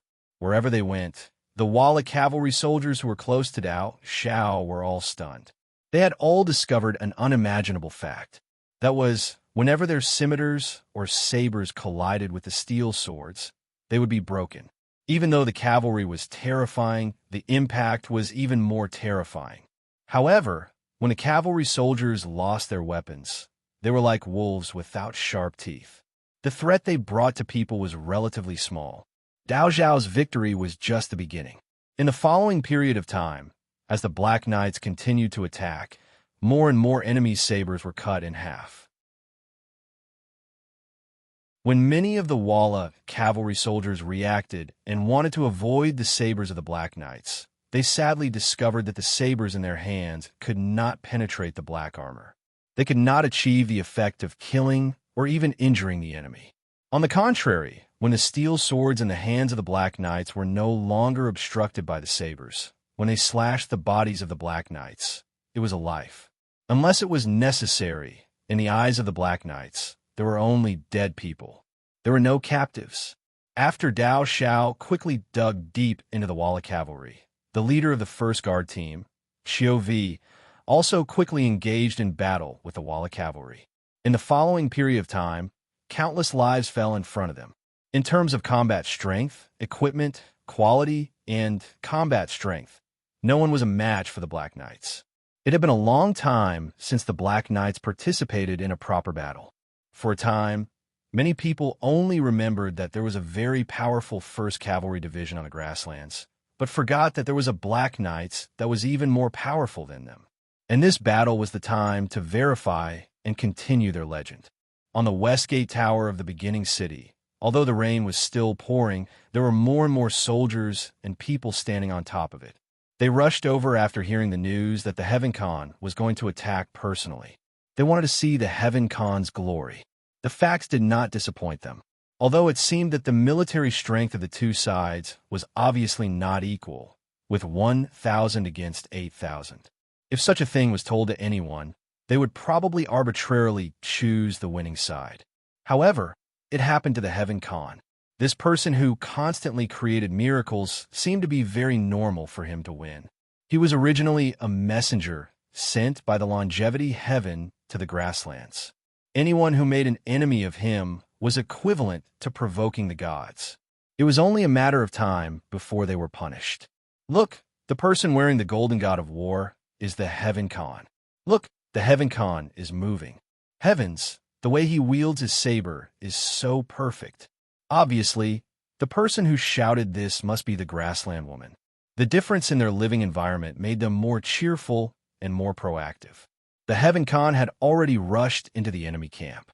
His golden battle robe was so dazzling that it attracted the attention of countless Walla cavalry. It was just that on top of the city walls, no one was worried about Yang Chendong. It was as if in their eyes, no one in this world could defeat the Heaven Khan. Therefore, no one felt that the Heaven Khan was cruel when he kept waving his saber, causing blood and limbs to splatter everywhere. Even some of the more timid girls on the city gate tower could only see the Heavenly Khan's imposing figure and clean movements. Yang Chendong had indeed killed his way into the enemy camp. He was covered in black armor from head to toe, so he was not afraid of any opponent at all. In this kind of battle that was close to a one-sided massacre, he had to show enough bravery and let the world sing about it. He had to make those who worshipped him worship him even more, and those who did not worship him before become his admirers. At Yang Chendong's current position, his every move represented a political significance. He was not a person who liked to kill, but at this moment he had to show enough courage and drive to kill. This would play a very positive role in his future rule here. Beta Persei and the others followed closely beside Yang Chendong, and at the same time, they kept waving their sabers. The enemies who rushed over died under their feet, and the enemies who rushed over were chopped to death in front of them. They were invincible all the way. That's Yang Chendong. Kill him, and our names will go down in history. Kill him, and we will make a great contribution. Mutor saw Yang Chendong from afar, and then shouted. His eyes were bloodshot, representing the excitement in his heart at the moment. This was Yang Chendong. How many people hated him to the bone and wished for him to die immediately? Unfortunately, most of those who had such thoughts and put it into action had become a pile of bones. Now that an opportunity had been thrown in front of him, there was no way Mutor would not seize it. Mutor widened his eyes and slapped his warhorse with all his might. At this moment, he waved his saber and approached Yang Chendong. At this moment, he could even see the miraculous martial art in front of him. He seemed to see the scene of his legend being sung by tens of thousands of people in the grasslands. Get lost! A loud roar interrupted Mu Tua's fantasy. It was Beta Persei's saber, to repel and kill anyone who wanted to approach the young master from both sides.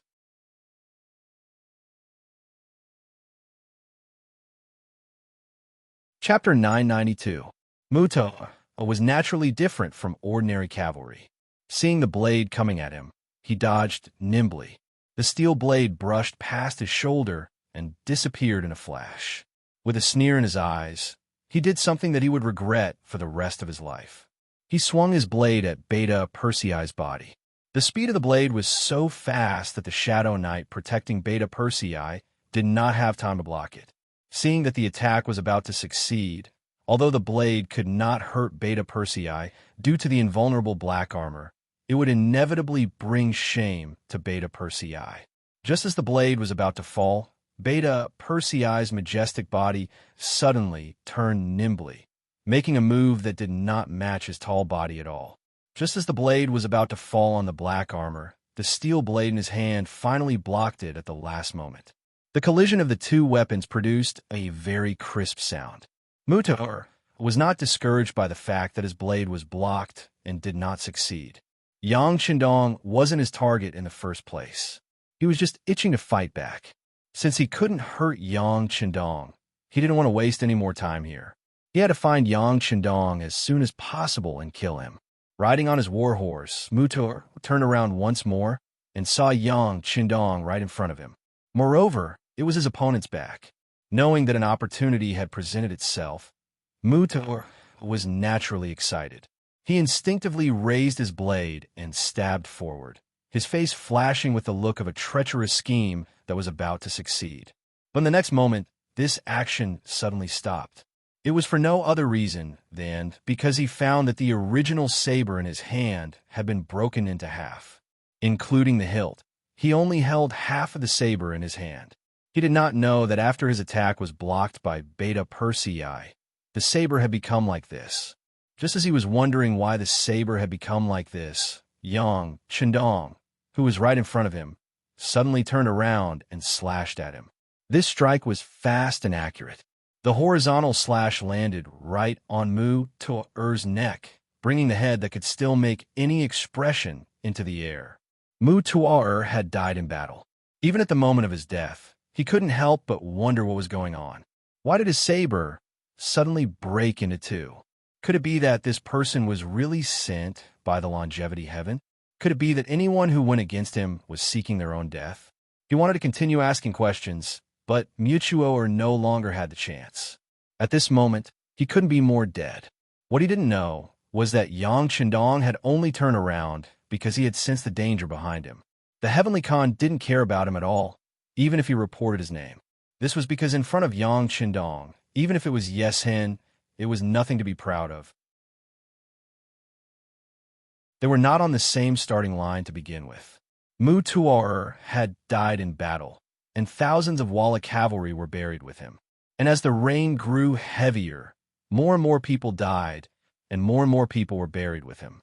And this battle only lasted for more than half an hour, and it was over after a little more than an hour. The new army had returned to the beginning city. They were sent by Tiger's Man. After learning that someone had broken through the Mo Bay Division's defensive line, he was worried about the safety of this place, so he sent Deng Yu, the leader of the new army, to come personally. Of course, if Tiger's Man knew that the young master had personally participated in the battle below the city, he would have given up everything and rushed over. The new army came, but by the time they arrived, the battle was already over. Nearly half of the 8,000 Walla army were killed, including the main general, Mu Tor. The other half had already dismounted and knelt down to surrender. After witnessing the power of the Black Knights, their inner defenses collapsed, and they no longer had the courage to fight with their sabers. On the other hand, none of the Black Knights died in battle, and only 7 of their brothers were injured. As long as they rested properly, they could immediately rejoin the battlefield. 1,000 against 8,000, and they still managed to achieve such a result. This was the strength of the elites. Sixth young master. When Deng Yu saw Yang Qindong, he excitedly dismounted and knelt down. You came at the right time.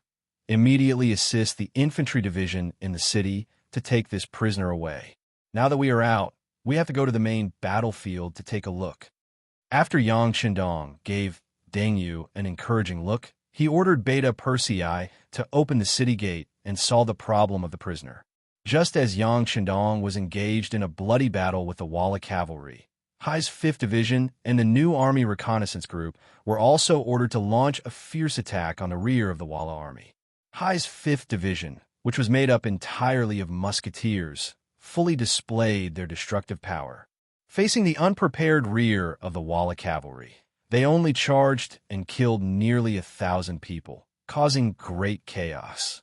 The morale of the Walla army, which had already suffered defeat after defeat on the front line and was riddled with holes, finally began to waver when they received news that their rear had been attacked.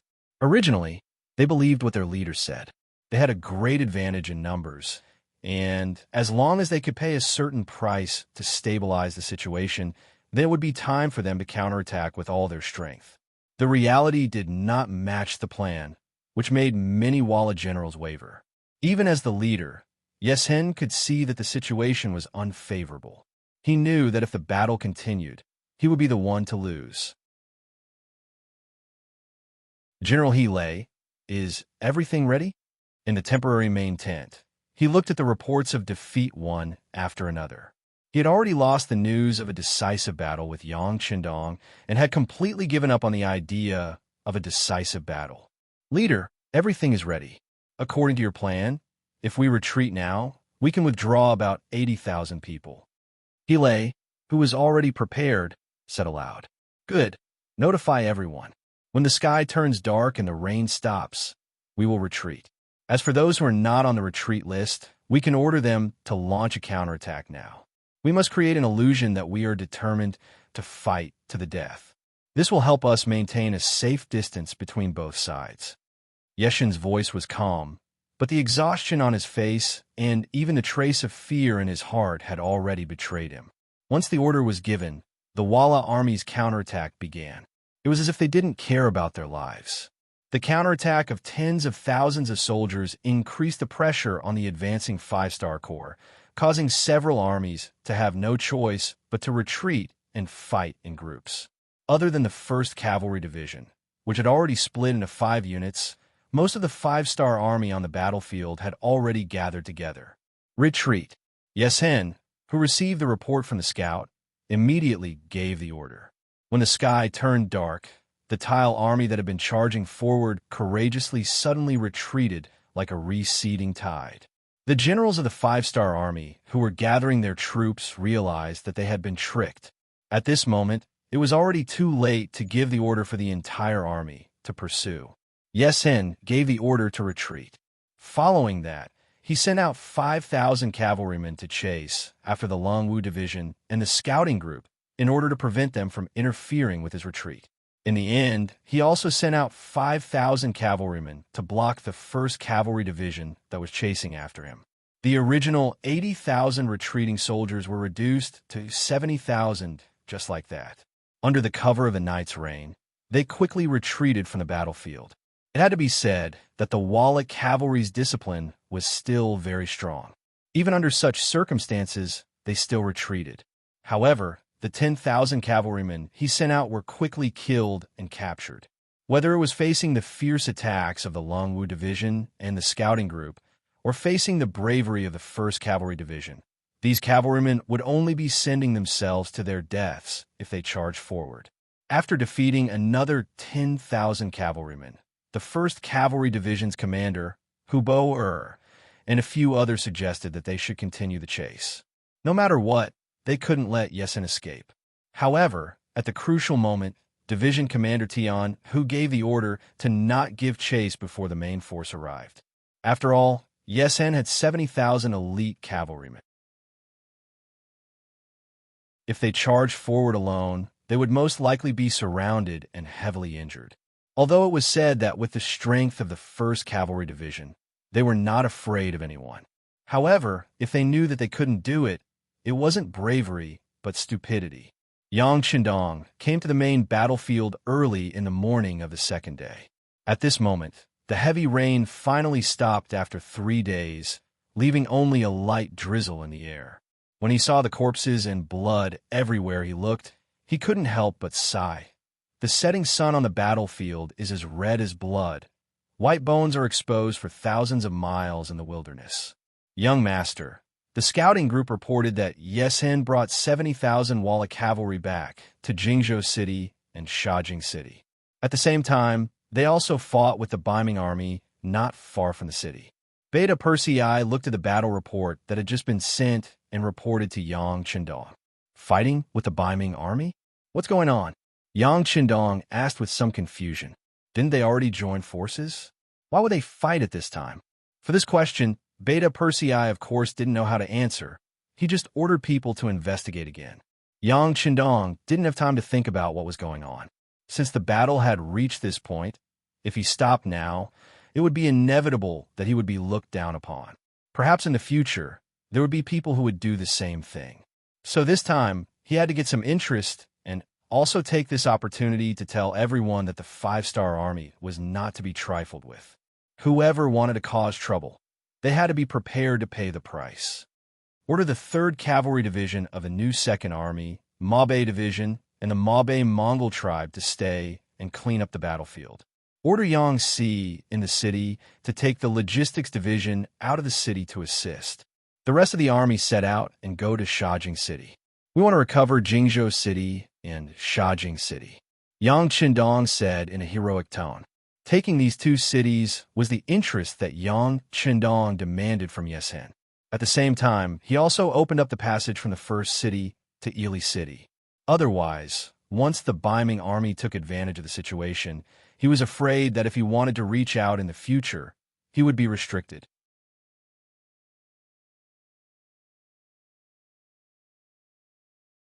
Chapter 993. Jingzhou City. It was one of the few well-preserved cities on the grassland.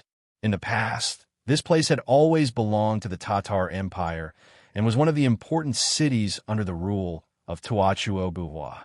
It was not until the Battle of the Beginning City that he lost to Yang Qindong. He, who led 3,000 elites, was besieged by Yang Qindong. In the end, he died in battle, and these cities became ownerless.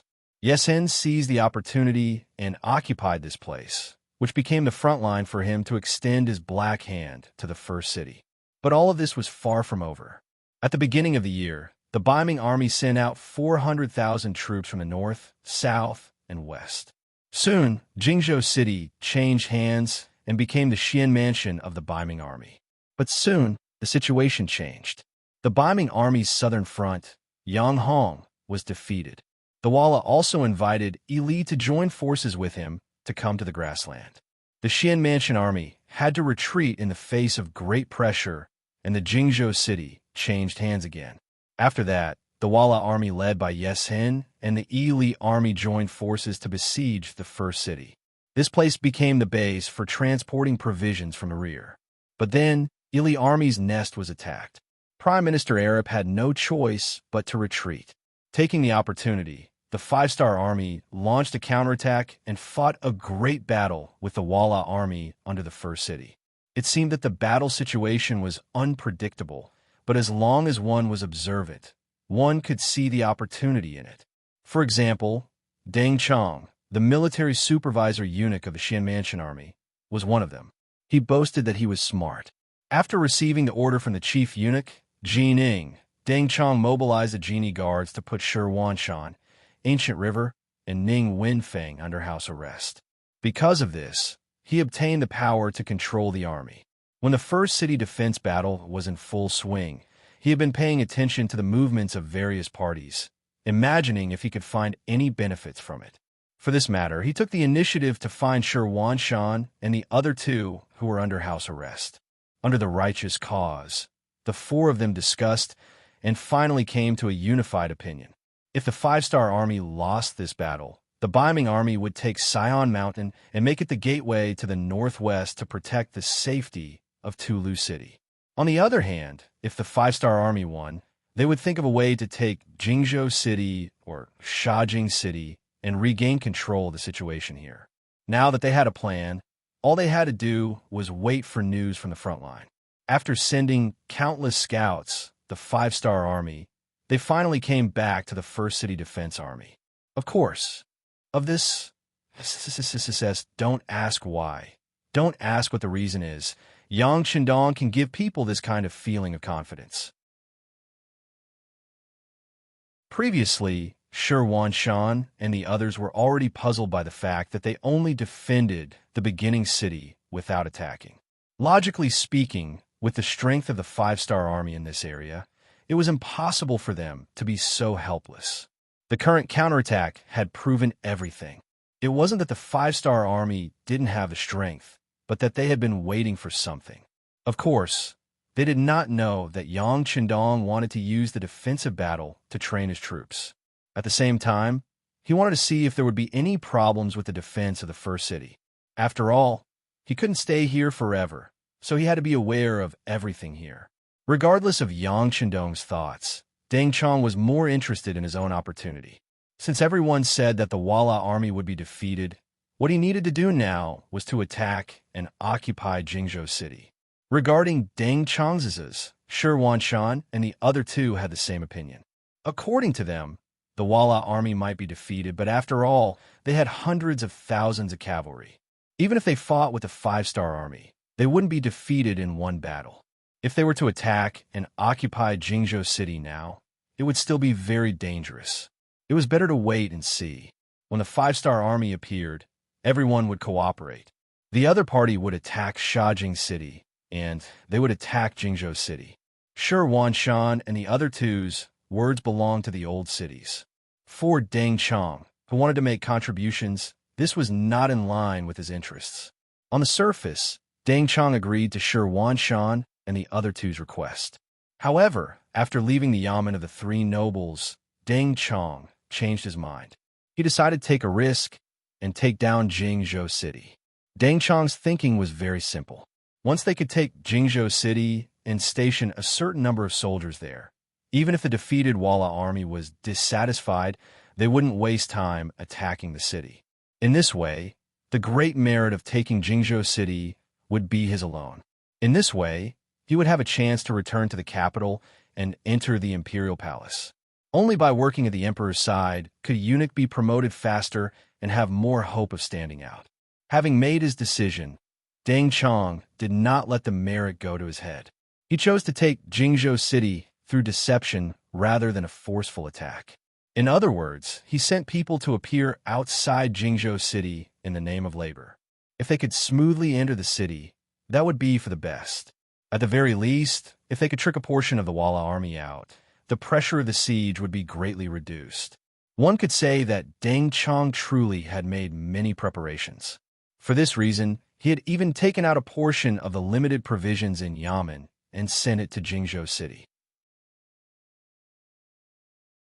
But he had never imagined that when Ting Shu's army of 10,000 had been wiped out, Yang Qindong had intentionally framed the Biming army. In other words, the Wala army did not trust the Biming army at this moment. Deng Chong knew nothing of this. Just when he had wanted to use their relationship as allies to deal a heavy blow to the retreating Wala army, it had been the other side who had made the first move. At the gates of Jingzhou City, the Biming army had pretended to be a labor force and was preparing to strike, but the Wala army had beaten them at their own game, happily exiting the city. Then, the 5,000 cavalry left behind to guard the city attacked, catching the Xian Mansion army off guard. The 5,000 cavalrymen did not greet him and charged forward. It was only when their sabers landed on the Xuanfu soldiers' necks that Deng Chong realized that he had once again overestimated his opponent's credibility. It turned out that this was a heartless person, a race that could kick their friendship away like a ball and betray their allies. Before the Xian Mansion army could even take out their weapons, they were defenseless. Nearly 10,000 of them were killed by the 5,000 Wala cavalry, and countless more were injured. Deng Chong, who had not only failed to complete his mission, but also suffered heavy losses, was very angry. He quickly transferred 30,000 cavalry from Sambuchuan City. He did not believe that the Walla army with only 5,000 could do anything. It was at this time that even more unfavorable news came. The Vara army had retreated after the battle with the Five-Star Army, and their main force of 70,000 had retreated back to the Shajing region. Their vanguard had coincidentally clashed with the 30,000 cavalry he had sent. Needless to say, the Xianmantian soldiers were once again defeated due to their inferior numbers and combat strength. The 30,000 cavalrymen were not even able to display half of their battle prowess. After losing another few thousand cavalrymen, Deng Chong had no choice but to release Shi Wanshan and the other two. However, in the face of such a disadvantageous situation, the only thing Commander Shi could do was to retreat into the city and prepare to defend the city. Sambuchuan City once again entered a defensive state, but this time it was not the Walla army that surrounded the city, but the Five-Star Army. Following closely behind was the Five-Star Army that was truly here to pick the peaches. When the Walla army retreated to the Shajing region, Yang Qindong led the Five-Star Army's main force of several tens of thousands to rush over.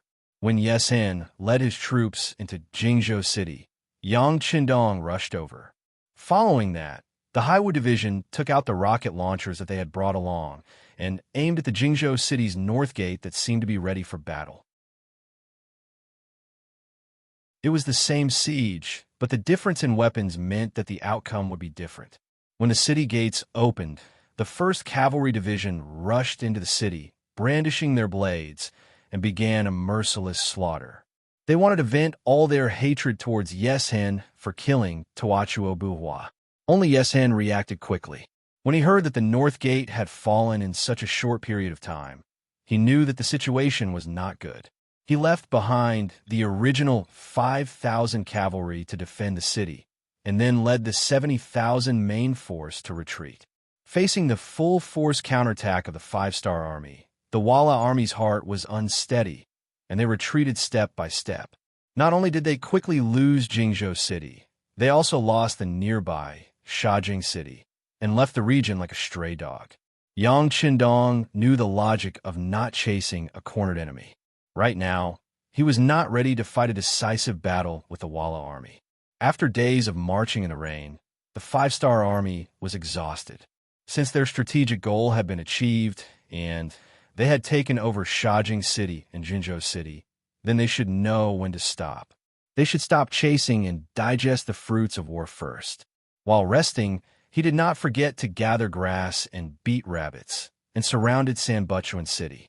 Previously, when the Walla and Ili joined forces to attack Shi City, the Beiming Xianmantian army played a very disgraceful role. Now, it was time to settle the score. Sambuchuan City was once again surrounded. Shi Wanshan and the others in the city did not know whether to laugh or cry. Originally, they thought that the result of the war was them taking advantage of the opportunity to reap the benefits. But because of Deng Chong's rash action, they lost all the opportunities, and now they were like turtles in a jar. Although the Five-Star Army outside the city only had 40,000 to 50,000 people, and the Xianmantian army in the city still had 170,000 people. But for some reason, after the opponent became the Five-Star Army, General Shi Wanshan could not give the order to counterattack. There were too many facts that proved the strength of the Five-Star Army and that they could not be provoked. Even if he really sent out the army, even if he won, it would only be a Pyrrhic victory. Who knew if the Walla cavalry would rush over at that time to reap the benefits? They did not go out of the city to set up a formation. They only sent a messenger out of the city to ask for help from Governor Shihong. Then, the Five-Star Army and the Xianmantian army faced each other across the city. On the surface, it looked like the well water did not interfere with the river water. Yang Qindong indeed did not have the intention to attack Sambuchuan City. Otherwise, he would not have given the other party a chance to ask for help. The reason why he did this was for his own big plan, so that he could smoothly ascend to the throne.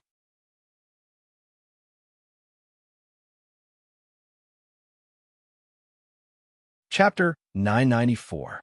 In the temporary tent, Yang Qindong called for the commander of Haiwu Division, He Gong, in order to achieve his goal. Division Commander He, according to our intelligence, I'm afraid that it won't be long before the 200,000 reinforcements from northern Maine come to us. What I want you to do is to destroy the 100 cannons that they brought with them. Is there a problem?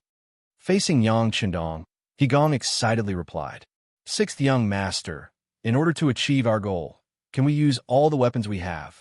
Yes, but there's a condition. It's best if you don't injure anyone. Yang Qindong nodded. He knew that it was impossible to hit those cannons in the army without killing a person, but he was also a Han person. If he could kill one less, he would kill one less. Understood. I promised to complete the mission.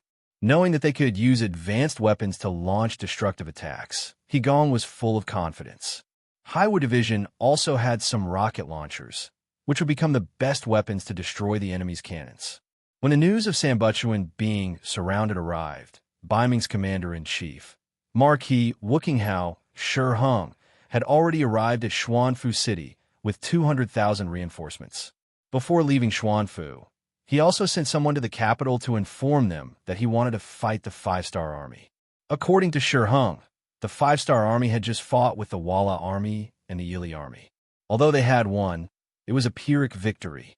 At the moment, they only had 50,000 people left in the Shajing region. Once he arrived, he would join forces with the Xuanfu Division and have nearly 400,000 soldiers. At that time, even if each of them spit, they would be able to drown the Five-Star Army. The moment Shi Hung led the army out of Xuanfu City, the informants of the city's Bureau of Security sent a telegram. Wang Shan held the telegram and appeared in front of Yang Qindong. Sixth young master, urgent telegram from the front. After reading the telegram, Yang Qindong's expression didn't change. He nodded and said, Send a telegram to the person in charge of the Security Bureau of the capital. Tell him to contact our informants immediately and have them put pressure on Daizong. After arranging for Wang Shan to send the message, Yang Qindong ordered Beta Persei to call Tai Hu, the captain of the Wolf Fong Special Forces, and gave him a secret and important task. Sambuchuan City became quiet again. While both sides were waiting for something to happen, they looked to each other peacefully. Inside the city, Shi Wanshan and the others were naturally preparing for war. The Five-Star Army outside the city began to reinforce the two cities, Jingzhou City and Shajing City. At the same time, they sent a telegram to Yang Si, the Logistics Division commander in Shiqing City, to prepare to immigrate 50,000 people to the two cities. At the same time, they also prepared enough military supplies to transport to the two cities. Yang Qindong's attitude showed that he had already treated Shajing City and Jingzhou City as his own vegetable garden. He didn't take the hundreds of thousands of Baiming army in front of him seriously. It was as if victory was in his hands. Compared to the Five-Star Army, Shi Heng's reinforcements also progressed very quickly. In just 3 days, they left Teru City and set foot on the fertile and desolate grassland. Not long after the 200,000 reinforcements left Talu City, news came from a vanguard that Shi Wanshan had sent people to receive them. At the same time, they also brought an important piece of news. It was news that the beginning city was very empty. Shi Hung, who was anxious to make a great contribution, didn't want to see these people at first. In his opinion, he was a dignified governor and Marquis Wuqing, who was personally conferred by the Baiming Emperor. If he did everything by himself, wouldn't it be too degrading? But when he heard the news about Shiqing City, he finally couldn't hold back the curiosity and excitement in his heart. He ordered the vanguard general to immediately bring the people to him. Half a day later, the people sent by Shi Wanshan came to Shi Heng's tent. In front of the big tent, a total of more than 10 people came to the rescue team. Only the captain was allowed to enter the big tent, and he had to be searched. The others could only guard outside the tent. From this point alone, it could be seen that the security was very tight. In fact, inside the main tent, there were 8 elite bodyguards led by Shi Hung to protect them. These 8 people were all warriors, 1 in 100. In a face-to-face situation, 5 or 6 people couldn't get close to them. They were the masters among the masters. The leader, who was the captain of the rescue team, was allowed to enter the main tent. When he entered, he knelt on the ground with a look of fear and trepidation. When he kowtowed, he didn't even find the right direction. He just kowtowed to a place where there was no one around. This very rash action first caused the 9 people in the tent to be stunned. Then, there was a burst of laughter. Obviously, everyone was so stimulated by the captain's action that they couldn't help laughing. The 8 bodyguards, who had their hands on their waist sabers, also relaxed their vigilance at this moment. How could such a cowardly person carry out an assassination? In the burst of laughter, Shi Hung, who was sitting on the high seat, shouted to the person kneeling below, "Marquis is here. Tell me, what is your name, what is your position, and what are you here for?" Oh! After hearing Shi Hang's voice, the person dared to raise his head and take a look. When he saw where Shi Hung was, he quickly lowered his head again. Then he slowly got up and bowed his head to Shi Hung, saying, "In reply to Marquis, everyone calls me Little Huzi. I am a centurion by Commander Shi's side. This time, I am here on orders from Commander Shi to tell Marquis a shocking news." Shi Hung didn't have any doubts about Huzi's words. The other party was wearing the Biming Army's uniform and was so timid. Such a person couldn't be a spy sent by others. Therefore, Shi Hung nodded and said, "Shocking news? But I don't know what it is that is worthy of the word shocking." Marquis, Commander Shi said that after more than a month of defense, the first city is already an arrow at the end of its flight. This time, the first city is just an empty city. If Marquis can send troops there, you will definitely be able to settle it in one battle and make a great military achievement. When Huzi talked about the news, he was much more agile and seemed to be less nervous. Shi Hung listened to these words carefully and was not moved. He had already sent people to inquire about it. The first city's walls were high and strong. Even if it wasn't heavily guarded, as long as the city gate was heavily closed, it would be extremely difficult to take it down. Secondly, he didn't believe that Shi Wanshan, who was from the same family as him, would be so kind. Wasn't he worried that the 5-star army would take down Sambuchuan City? Wasn't he worried about his own safety? A selfish person like Shi Hung naturally wouldn't believe that he would put himself in danger for the sake of others. Therefore, when he heard Huzi's words, he just sneered and said, "Your Commander Shi is really kind. Does he want our army to attack the first city and attract the attention of the 5-star army, so that they can solve the siege? No, Marquis is thinking too much." Commander Shi said that Sambuchuan City has long been prepared for defense. It will be very difficult for the 5-star army to take it down with their current strength. There's no need to worry about the safety there for the time being. On the other hand, if Marquis can take down the first city, it will be a great merit. As a support, my commander will also be honored. It will more or less reduce the loss of the army and the sin of not taking the opportunity to take down Shajing City and Jingzhou City. I just hope that after Marquis takes down the first city, he can put in some good words for the Xianmantian army in front of the emperor. Huzi also lowered his head and said these. Logically speaking, these words were still somewhat reasonable. This time, when they went to the grassland, the Datong army naturally didn't perform well. The Xianmantian army wasn't any better. Even if they waited for Shi Hung to bring reinforcements to solve the siege, they wouldn't get any credit. Since that was the case, it was better to take another path. For example, if they could take down the first city, it would definitely be a great merit. They could use their merits to make up for their mistakes and even be praised. After Shi Hung understood the reason behind it, his expression became better. "Well, your commander's idea is good. It's just that the first city's walls are so tall. How can it be so easy to take down?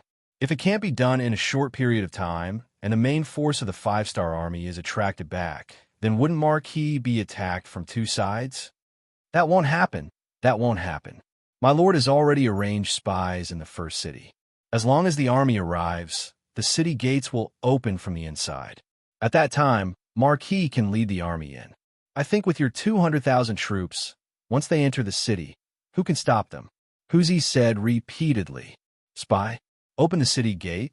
What's going on?" At this moment, Shi Hung was really excited. If there was really such an arrangement, then he really had hoped to take down the first city. If that was the case, then he would definitely make a great contribution. At that time, it would be easy for him to be conferred the title of Duke. Shi Hung became excited, and Hu Zi also said with a look of fear and trepidation, "How could such a secret be known by a small character like me? But my commander has already written a secret letter. His life must be handed over to Marquis personally. The letter is here. Please take a look." Unknowingly, a secret letter appeared in Hu Zi's hand. Then, taking this opportunity, he took a few steps forward and was about to come in front of Shi Hung. "Stop right there." A bodyguard standing at the side sternly shouted. He stepped forward bravely and blocked in front of Hu Zi. As a guard, he naturally wouldn't let anyone get close to his master without the permission of the Marquis. Hu Zi, who was stopped, didn't show any anger. Instead, he said with a face of fear, "This is the commander's order. The letter must be handed over to Marquis personally." "It's okay. There's no difference between handing it to the guard and handing it to Marquis," Shi Hung said indifferently. Then, the guard glared at Hu Zi angrily.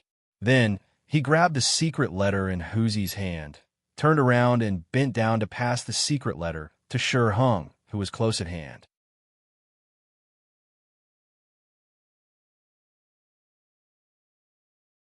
Chapter 995. It was also at this time that the bodyguard turned around and bent over when he felt the weight on his waist lighten. The saber that he carried with him had disappeared.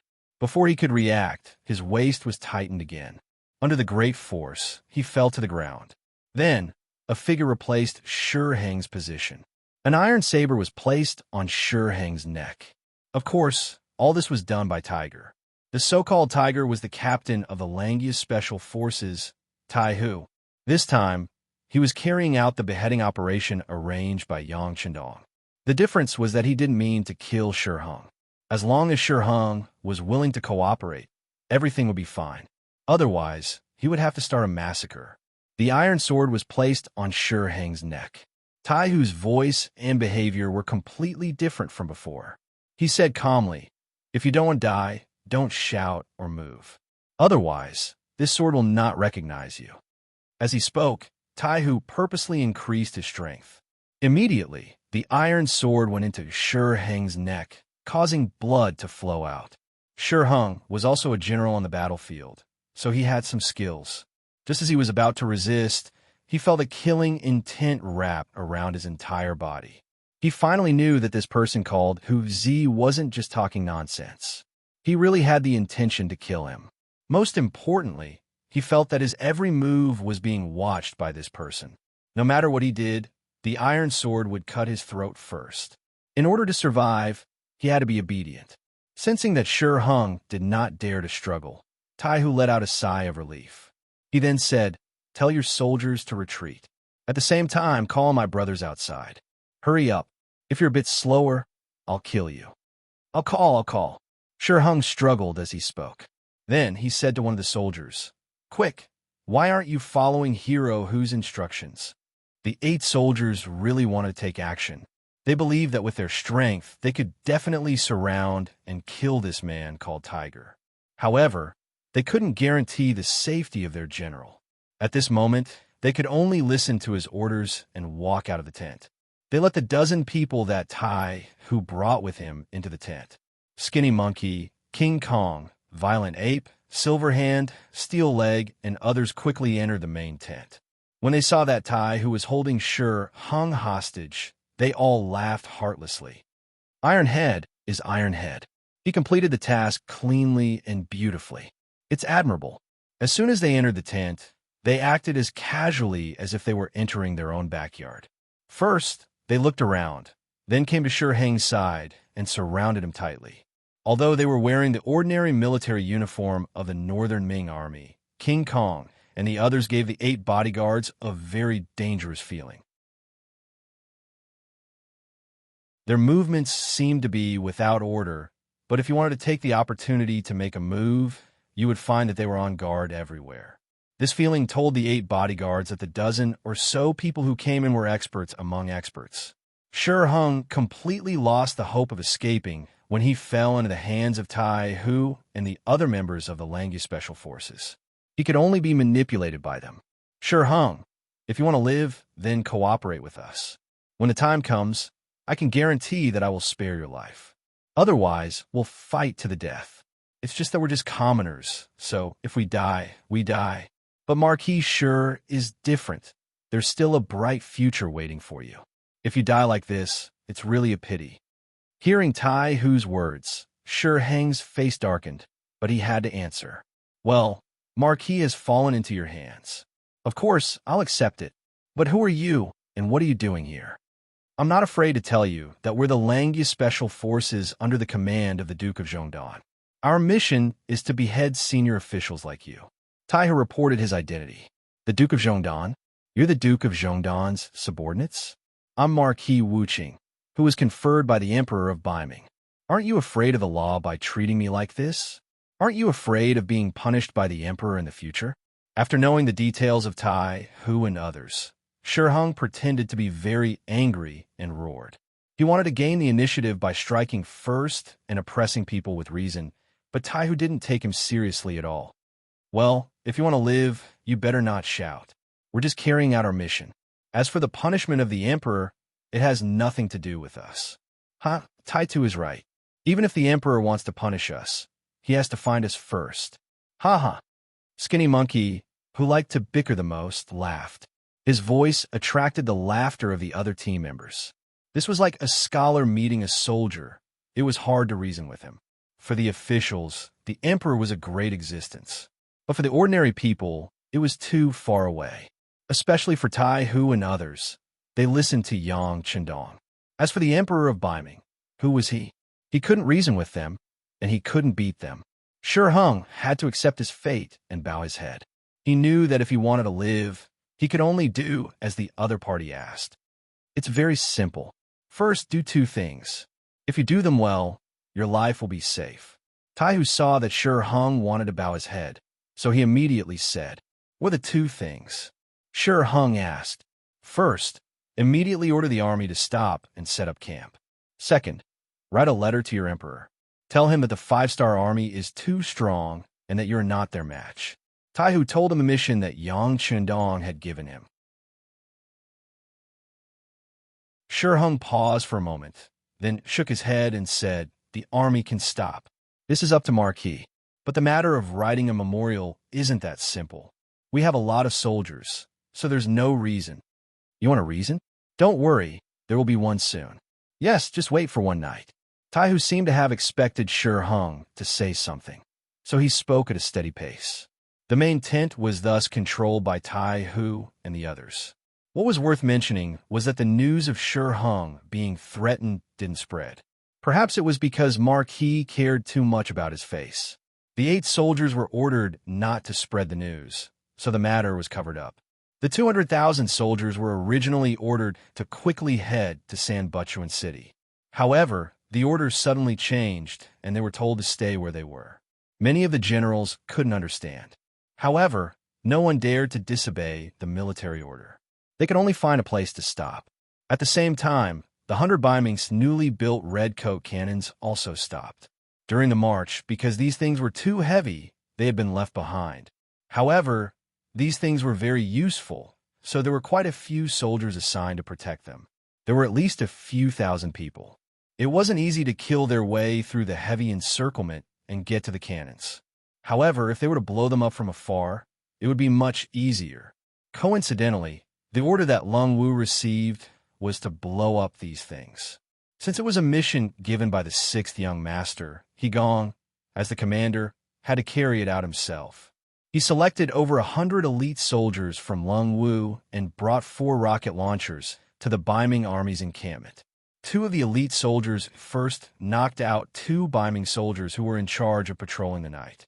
After changing into their uniforms, they secretly placed a dozen or so bags of powerful explosives around the 100 redcoat cannons. Then, under He Gong's command, the 4 rocket launchers shot out flames and blasted the bags of explosives. Flames rose into the sky and engulfed the redcoat cannons. It was as if an earth dragon had been born. Shi Heng, who was resting on his desk, was shocked by the tremors. He sent out 2 soldiers to gather information. Soon, the news of all the redcoat cannons being blown up came back. At this point, Shiheng finally understood what Tai Hu's reason was. Sigh. With a sigh, Shiheng started to write a memorial to the Daizong Emperor. The general content was that because the cannons were destroyed, there were no more powerful siege weapons. Also, considering that the leader of the five-star army was the Duke of Loyal Ming, he didn't want to fight with them. Therefore, he asked the emperor to give the order to retreat. Baiming capital, Imperial Palace. The war in the northwest grassland had always affected Daizong, Zhu Qiyu's heart. When he heard that the 200,000 soldiers of Datong had been defeated, he cursed angrily.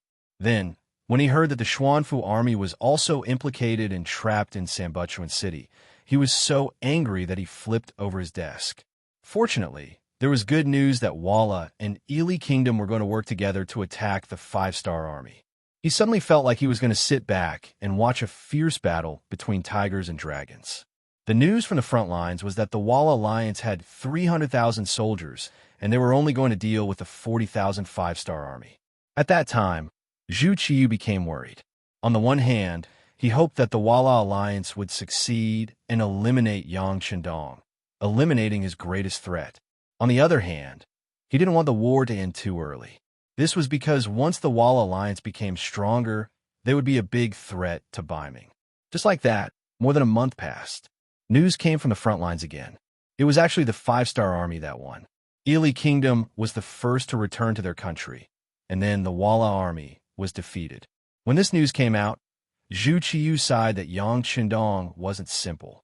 At the same time, he also saw hope. That was to destroy the five-star army while they were weakened. Not only would they be able to take down many important cities, but they would also be able to solve the problem in their hearts. Shiheng set out with the army. Zhu Qiyu was always waiting for good news. Finally, the governor and Marquis Wu Qingho's memorial came. He hurriedly opened it and saw that the contents were completely different from what he had imagined.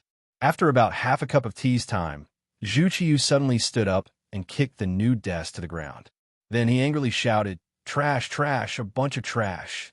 This scene frightened the head eunuch Jining, who was serving at the side, so much so that she trembled with fear. It wasn't until he picked up Shiheng's memorial from the ground that he understood why the emperor was so angry.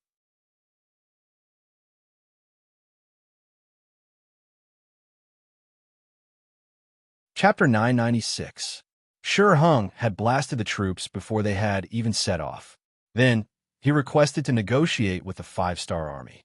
He also said that if they had to fight with the five-star army now, even if they won, it would be a Pyrrhic victory. If the Walla army took the opportunity to attack, they would not be able to fight back. At that time, Baiming would be in danger. Nearly 400,000 soldiers. They're only dealing with a few tens of thousands of exhausted five-star army. Yet they are still so timid. What do you think they are for? Zhu Qiyu condensed the anger in his heart into one sentence and asked Jining, who was standing beside him, "Your Majesty, should we send another general to replace Governor Shi?" Jining tried to suggest another method. It's too late, it's too late. As long as the five-star army is given enough time to rest and reorganize, they will be able to recover quickly. If that's the case, it will be like what Shiheng said. Even if we defeat the five-star army, it will be a Pyrrhic victory. Zhu Qiyu shook his head. Opportunities were often fleeting. Any waiting could cause them to miss the best opportunity. Now, the opportunity was about to pass. He did not want to fight to the death with the five-star army, just to defeat the five-star army and not have complete confidence in killing Yang Qindong. "Your Majesty, what should we do next?" Jining saw that the battle could not start and asked for a solution. Zhu Qiyu did not answer immediately. Instead, he hesitated for a long time before he slowly said, "Summon Su Yozhen." Su Yozhen had reported to Zhu Qiyu what she had seen and heard after she returned from Shi City. She also said that Yang Qindong was very grateful and looked forward to being conferred the title of Bugnam of Gojoseon by the emperor. For this reason, not only was he willing to provide nearly 200,000 Ming soldiers with provisions for free in Sanbuchuan, he was also willing to invest 5 million to help Baiming build a banking system. Zhu Qiyu, who wanted to be strong, could not refuse such a request. When it came to building a bank, he had already planned to do so. Back then, his predecessor, the current emperor of the Southern Ming dynasty, Zhu Qizhen, also had the same idea. It was just that when he saw how powerful the Yang family's bank had become, he gave up on the idea of building his own bank. He thought that rather than building his own bank, he might as well take it for himself. Wouldn't that be better? However, reality was ever-changing. Not long after, the Tumu rebellion occurred, and Zhu Qizhen was forced to go to the south to proclaim himself emperor. After Zhu Qiyu ascended to the throne, he thought more about gathering people's support and building a new army. As for the matter of establishing a bank, he pushed it back again and again because he was short on money. Now, Yang Qindong was willing to invest 5 million taels of silver to help him build a bank. How could he refuse such a good thing? At that time, Zhu Qiyu had wanted to agree, but she hesitated because of the changes in the war on the grassland. He still wanted to see what would happen. If Yang Qindong was eliminated, then this promise would naturally be useless. Now, when the overall situation was settled and the winner was the 5-star army, Zhu Qiyu had to reconsider the cooperation with Yang Qindong.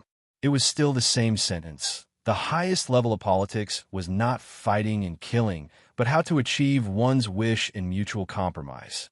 Although they had cooperated with the Walla coalition before, although they did not directly send troops, they had indirectly become the enemy of the 5-star army. But now, for the sake of common interests, everyone had to sit down and talk again. Su Yozhen was urgently summoned to the palace. The moment the eunuch went to deliver the decree, she knew what would happen next. Compared with the intelligence network of Baiming, the Yangxie Security Bureau was more efficient. Thanks to them, Su Yozhen even knew the truth better than Zhu Qiyu. For example, the news that Marquis Wukinghao Shiheng had been controlled. After a trip to the first city, Su Yozhen's originally wavering thoughts became very firm. That was, she completely stood on the side of Yang Qindong. The matter of turning the Duke of Zhongdong into the Bugnam of Gojoseon became her proof of allegiance and a big gift to her master. In the main hall of the palace, Zhu Qiyu asked about the 5 million taels of silver. The focus was on when the silver could be taken out.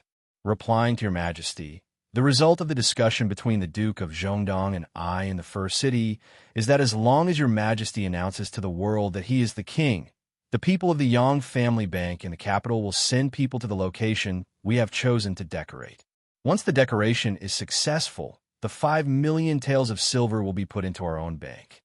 Su Yozhen answered clearly again. In fact, she had reported this matter more than once. She believed that the emperor urgently summoned her not to hear this answer again. Zhu Qiyu nodded silently and did not speak immediately. After a while, he asked, "Can we carry out the decoration first? Minister Su, you also know that there are still a lot of preparations to be made for things like being crowned king. It is not something that can be done with an imperial decree." Yes, your majesty is right. I think the Duke of Zhongdong can also understand. Then everything will be done according to your majesty's wishes. Su Yozhen did not even hesitate to make a statement. Of course, others did not know that this was originally a problem that Yang Qindong had considered. In order to get the throne, he was willing to take the initiative to give in. Anyway, the silver had not entered the account, so he was not afraid of Dai Zong playing any tricks. Su Yozhen readily agreed, which made Zhu Qiyu's face reveal a very satisfied expression.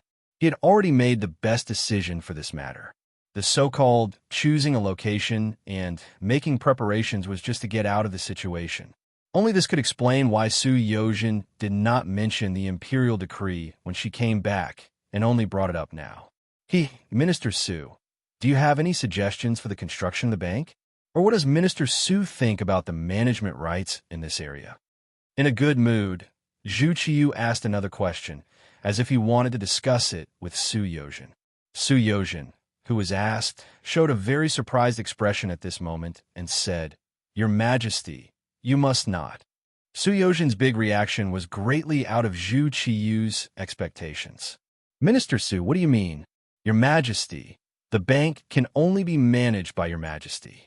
It is like the Yang family bank belongs to Yang Qindong alone. How can you allow others to interfere?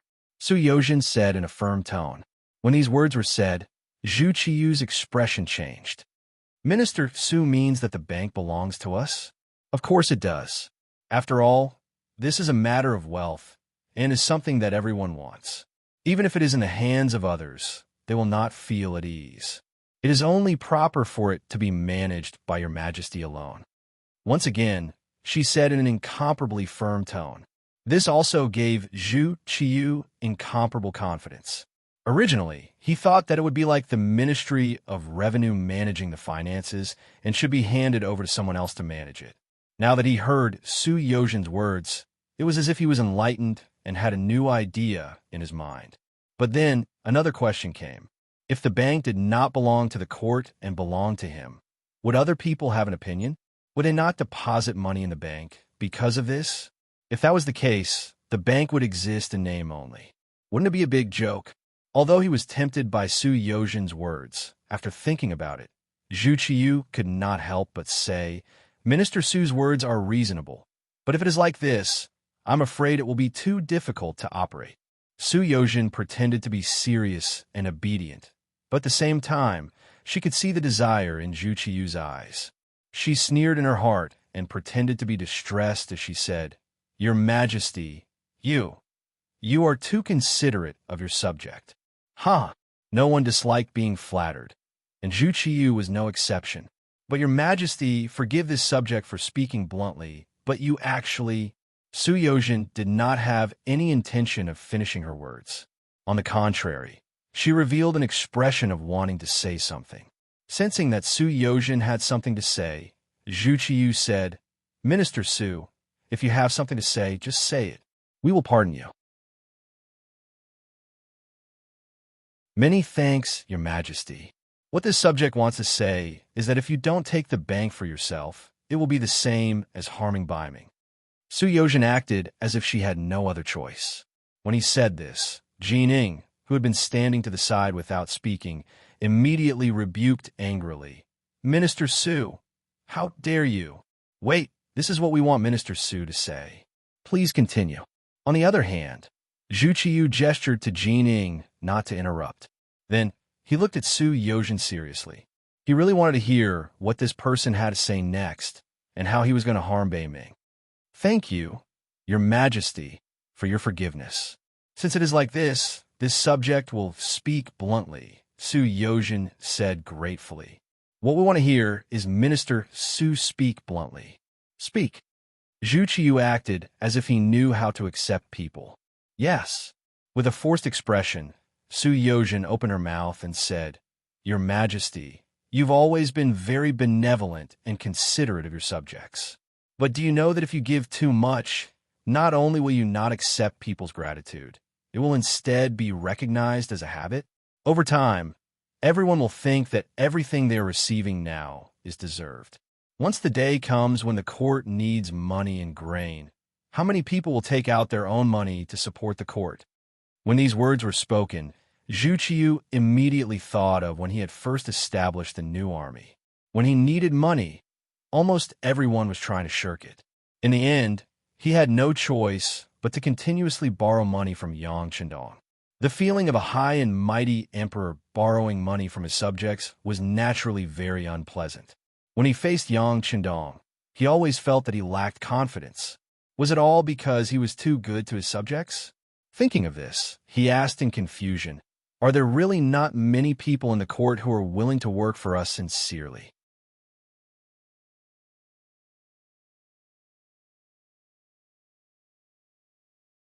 Chapter 997. Yes, of course. If there are evil people, there are good people as well. Su Yozhen continued. At the same time, there are those who take everything for granted and those who know how to be grateful. For example, those who believe that everything they have is given to them by Your Majesty, so they will be grateful. For example, the officials who have been promoted by Your Majesty, as well as Jin Gonggong and the others who have the fortune to serve by Your Majesty's side every day. We all know that everything we have was given to us by Your Majesty. To say something disrespectful, if there comes a day when Your Majesty is no longer here, everything we have will also be gone. For this reason, we are willing to give everything to you.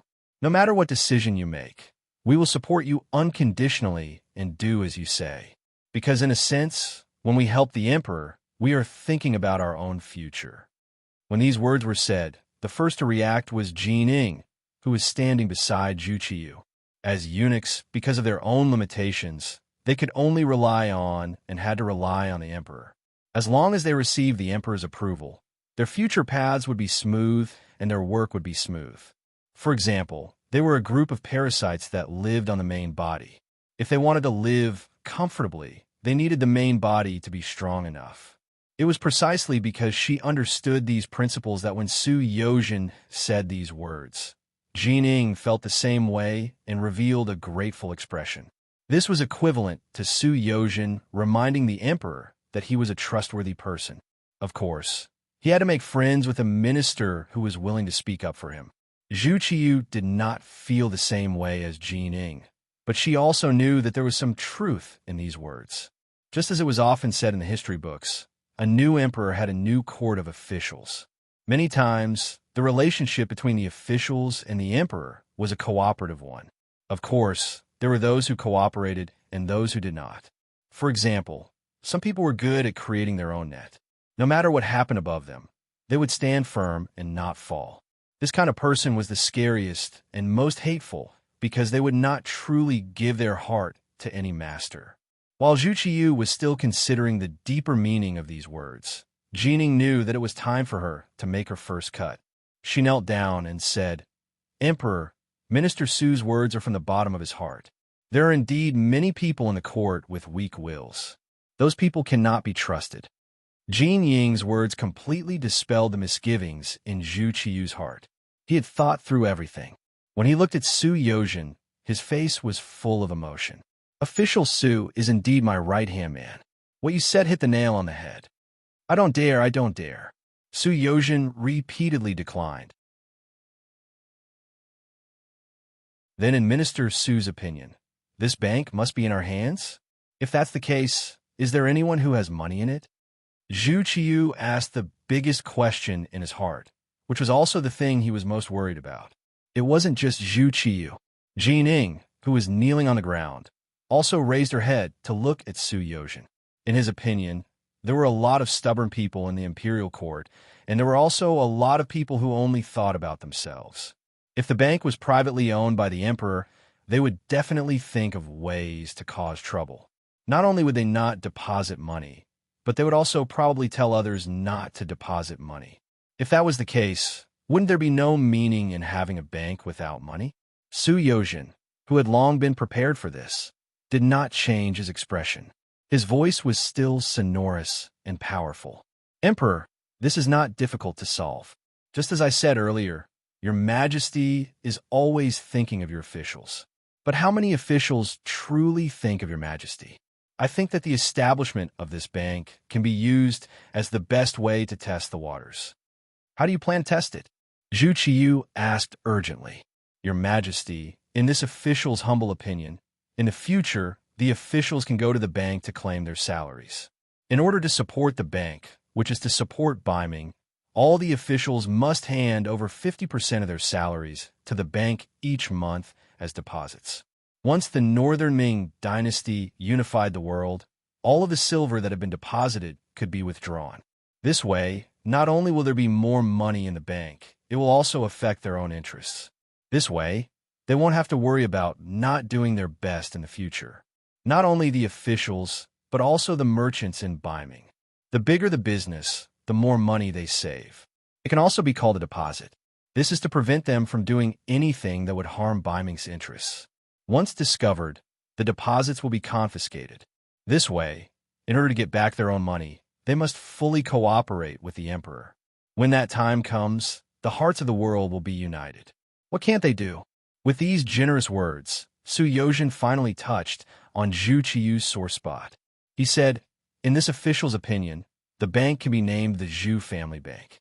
In the future, it will be passed down from generation to generation. At that time, Your Majesty's wise actions will be passed down for generations to come. The Zhu Family Bank will be passed down for generations to come, and its glory will be passed down for generations to come. Zhu Qiyu silently recited in his heart. Then he raised his right fist high and slammed it down. He shouted, "Good. Beloved official Su's words are to my liking. It is a good plan for stabilizing the country. Great talent, great talent. Yes, Minister Su is so considerate of your majesty. You should be rewarded." To the side, Jining began to add on. He had a feeling that once the emperor approved the establishment of the Zhu family bank, it was very likely that this job would eventually land on his head. In that case, his power would greatly increase. All of this was Su Yozhin's suggestion. In order to return the favor, he had to stand up and say something for the other party. When Jin Ying's praise came out, Zhu Qiyu also felt that it was reasonable. Good. Beloved official Su is indeed a good official. Since that is the case, I will immediately decree that beloved official Su will be the Crown Prince's junior tutor, as well as a grand scholar and the Minister of Justice.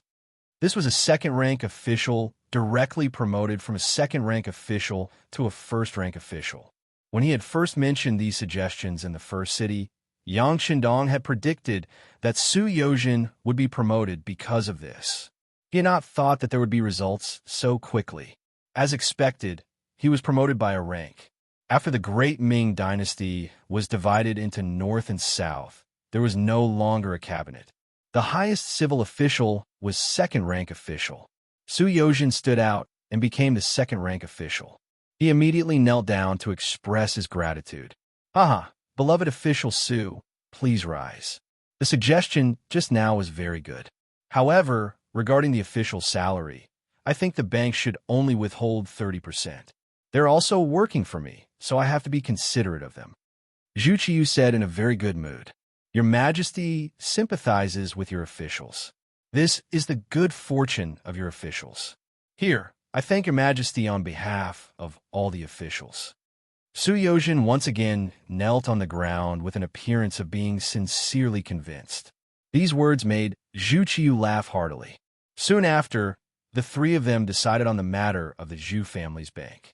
In the end, Zhu Qiyu indeed handed the matter over to Jin Ying to handle. He also clearly said that if any of the officials caused trouble because of this matter and did not cooperate, then find a reason to arrest them. This was clearly not supporting his great cause. He even had to make thoughtless remarks about deducting some money. Did he expect them to be willing to risk their lives at the crucial moment? The matter was settled just like that. Su Yozhin successfully completed the task Yang Qindong gave him and pushed Baiming's political power to the edge of the cliff. Speaking of which, the official's salary in the Ming Dynasty was not high, especially in the beginning during Emperor Taizu's time. Even after experiencing the rule of Renshuanji, although the salary had increased to a certain extent, it was only 30% every month. Now, this 30% had been completely taken by Zhu Qiyu. In other words, for ordinary officials, it would be difficult for them to save up anymore. This involved their own problems, so naturally, many people would stand up and react. If they could not obtain a solution and had to use force to forcefully suppress it, it would only lead to greater resistance and dissatisfaction. Once the people were dissatisfied, the giant Baiming was not far from collapsing. This was Yang Qindong's move to use a peaceful method to solve the Ming Dynasty's problem. Now, it seemed that Zhu Qiyu had already fallen for it. Perhaps it would take a certain amount of time, or a very long time for it to take effect. But after all, the first step had already been taken, right? Su Yozhin left. He did not return to his residence. Instead, he went directly to the Yang family bank in the capital to explain the Baiming emperor's intentions. Soon, the location of the Zhu family bank and the establishment of the corresponding equipment were on the right track. Next, they had to consider the important matter of issuing an imperial edict for Yang Qindong to be Bugnam of Gojoseon.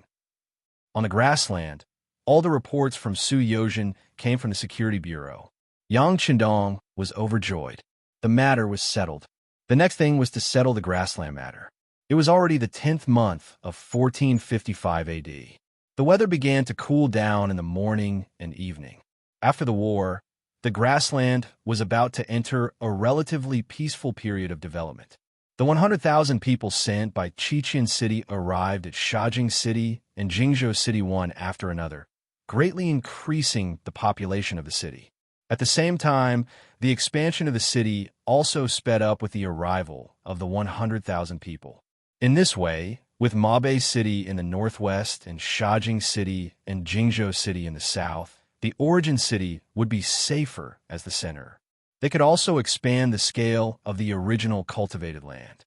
This time, Yang Qindong asked for at least a total of 1 million hectares of fertile land to achieve self-sufficiency.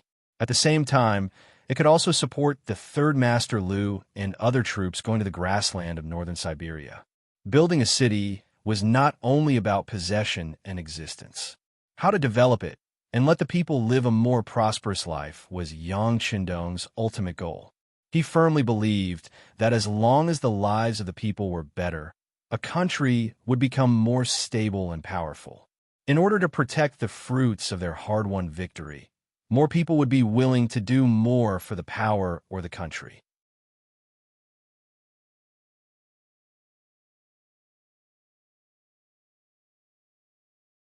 Chapter 998.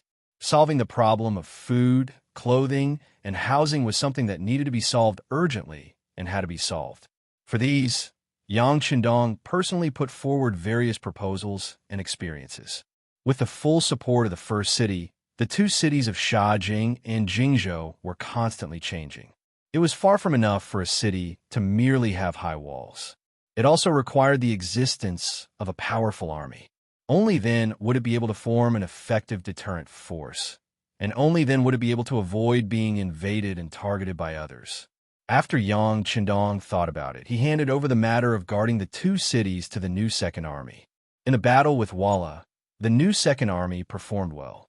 Although it was not as strong as the new First Army, it was at least much stronger than the Mabe Division and the Mabe Tribal Alliance that had lost their defensive line. Therefore, Yang Qindong was relieved to hand over the security of the south side of the first city to the new Second Army. The army surrounding Sambulachuan City had not yet withdrawn, but the corresponding commanding officers had already arrived at Shajing City and held a meeting in the newly built Yang Mansion here. At the meeting, Yang Qindong personally awarded the Major General Gold Star to the commander of the new Second Army, Tian Hu, the commander of the 1st Cavalry Division, which attracted everyone's congratulations and applause. Listening to the congratulatory applause and looking at the field officers who attended the meeting, Yang Qindong reached out his hand to signal everyone to be quiet. Then he encouraged, comforted, and, at the same time, said in a cheering tone, "Today, Shibi and Tian were promoted to Major General, but there will be more generals in the future. In the future, we will form a new army, the new 4th Army, or even more. As long as you have the strength and ability, then don't be afraid of not having a chance to show off." In the first city defense battle, Yang Qindong saw his own shortcomings. That was when facing a strong enemy, the soldiers in his hands were still too few. It could be said that his foundation was too weak. It had only been a few years, and he pursued the path of elite soldiers. As the first city had completely gained a firm foothold on the grassland, Yang Qindong's requirements for the elite cavalry were also constantly increasing, from a small number of elite cavalry to a large number of elite cavalry. After the meeting, Yang Qindong stayed behind and talked about the situation on the grassland. "The Biming army won't be able to surround us for too long. Young master, I might have to leave this place for a while. Do you know what to do?" In the face of this interview, Sherbet nodded heavily and said, "Sixth young master, thank you for handing such a heavy responsibility to me. I will not let you down. I have also considered the following matters. There are 3 main points that I would like to ask the 6th young master to correct. Tell me about it." Seeing that he was prepared, Yang Qindong nodded with satisfaction. The reason why he promoted this person's position so quickly was that he had a good view of the overall situation. Now it seemed that he did not disappoint him along the way. Sherbet began to express his opinions. The first point was to stabilize Shajing City and Jingzhou City and build them here at the same time. Not only would they become the southern barrier of the first city, but they would also become the new base of the five-star army. Once they attacked from the south, it would become the most solid defense. The second point was how to have a good relationship with the Biming army. It was neither too far nor too close. They would not make a move, but they would also make the other party afraid. The third point was to develop commerce and handicraft industry. Sherbet mentioned that he had seen some weaving factories built in the first city. He thought that it was possible to move some of them to Shajing City and continue to develop. At the same time, he could also use the natural advantages here to raise a large number of horses and sheep. In short, he wanted to be self-sufficient as soon as possible. Very good. After listening to Sherbet's speech, Yang Shandong gave him a lot of encouragement and then said, "This time, I will move the people of the two cities to the first city in Mabe City. At that time, the total of 100,000 people in the two cities will be completely trustworthy. They will be very obedient. This will be more conducive for you to carry out your plan. I hope that the next time I come, I can see a different appearance of the two cities. Is there any problem? I promise to complete the task." Sherbet took the initiative to stand up and answer. "Very good. Then you can do things according to the plan in your heart. If you need anything, your old superior, the new Army Commander Tiger's Mane, the Logistics Division Commander Yang Si, and the Lord of the First City, Yu Mian, will do their best to support you." Yang Qindong patted Sherbet's shoulder and gave him high hopes. After Sherbet left, Tiger's Mane walked into the main tent and sat opposite Yang Qindong. In the face of this page boy who had followed him for many years, Yang Qindong had always given him a lot of trust. Many important things would be handed over to this person to do. This time was no exception. He handed over the preparation of the new army to him. Tiger's Mane, when choosing an army, you have to choose a general first. It is very important to choose the commander of the new army. Without any pleasantries, Yang Qindong went straight to the point. "Young master, what do you think of Su-He?" Tiger's Mane also came prepared. He knew that the reason why the first city defense battle was fought this time, including the young master sending the Wolf Fong special forces to hold Shiheng, was all because of the lack of military strength. He was also prepared to support the expansion of the army. Now that he was asked, he named the Tatar Division commander Su-He. Tiger's Mane's answer made Yang Qindong very happy. In terms of the combat power of the new army, the Tatar Division played a very important role. As the commander, Tiger's Mane could not be unaware of this. However, he still resolutely pushed the main general out. From this point alone, he already had a view of the overall situation and was mature. Good, Tiger's Mane, you have finally grown up. Young master can also rest assured. That's it. Su-He will be the temporary commander of a new army. You can tell him that when the new army is completed and has enough combat power, I will personally confer the rank of Major General to him. Well, after this battle, the new Second Army and the new First Army also suffered a lot of losses. We can consider replenishing them. As for the new army, after the Tatar division is gone, they can join other divisions. In short, their combat power cannot be weakened. Young master, I will see all of this when I come to the grassland next time. Young master, please rest assured. Tiger's Mane's gaze was firm, and his voice was strong as he replied. In the battle with the Walla, the five-star army suffered a lot of losses, especially the cavalry charge under the heavy rain, which increased the difficulty of the charge. When the whole body was wet, every swing of the sword had to use more strength than usual, which increased the difficulty of the battle. Naturally, the losses in this battle were greater than usual. Fortunately, there were many captives. In the future, after these people were reformed and joined the five-star army, they would be a strong force. During this period of time, Yang Qindong continuously met with his officers to encourage them. He gave them high positions, but at the same time, he also gave them a lot of pressure. In short, the cavalry had to continue to develop, and he wanted to see these officers perform well.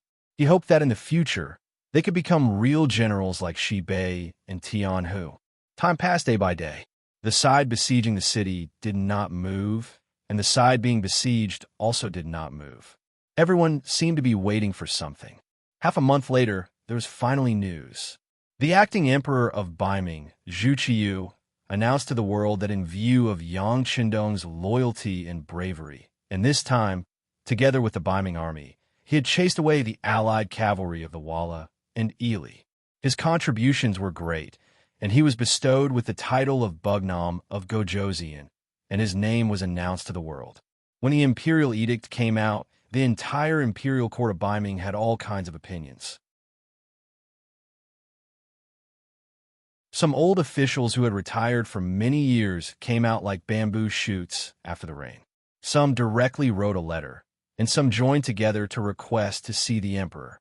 In short, there was only one sentence. The Duke of Loyal and Courageous had a heretical heart, and he could not be bestowed with the title of king at will.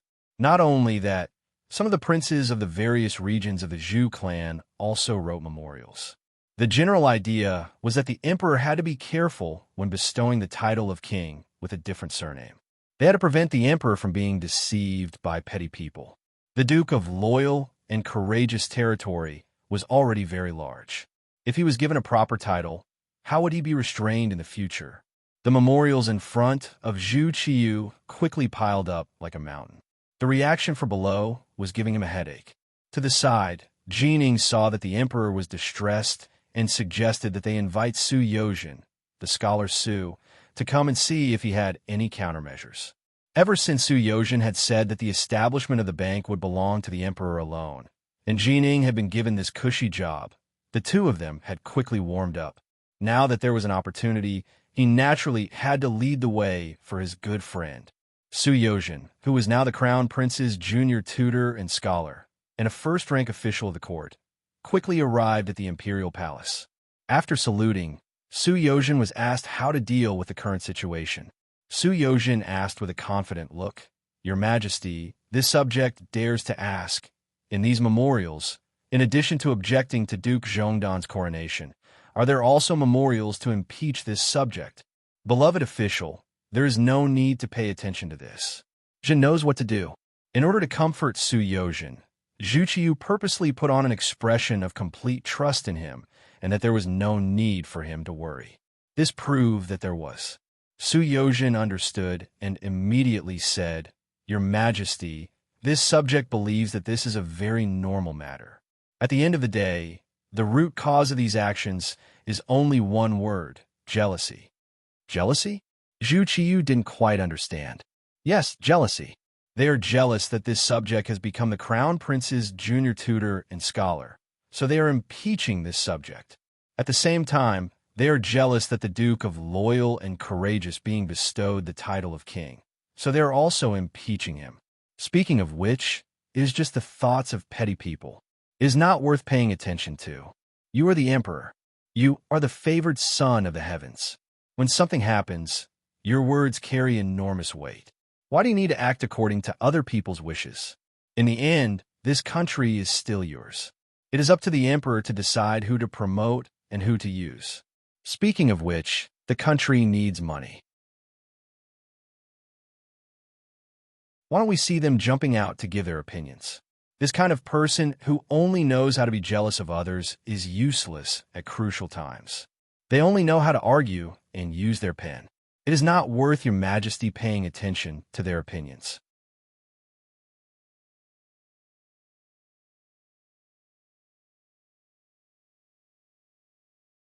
Chapter 999. Su Yozhen had publicly slandered a colleague. If word of this got out, it would be difficult for him to maintain a foothold in the court. However, he still said it. He was certain that neither Zhu Qiyu nor Jining would say it out loud. From a certain perspective, they were already in the same boat. They were bound together for good or ill. These words caused Zhu Qiyu to fall silent. Of course, he knew that some of the court officials were full of self-awareness.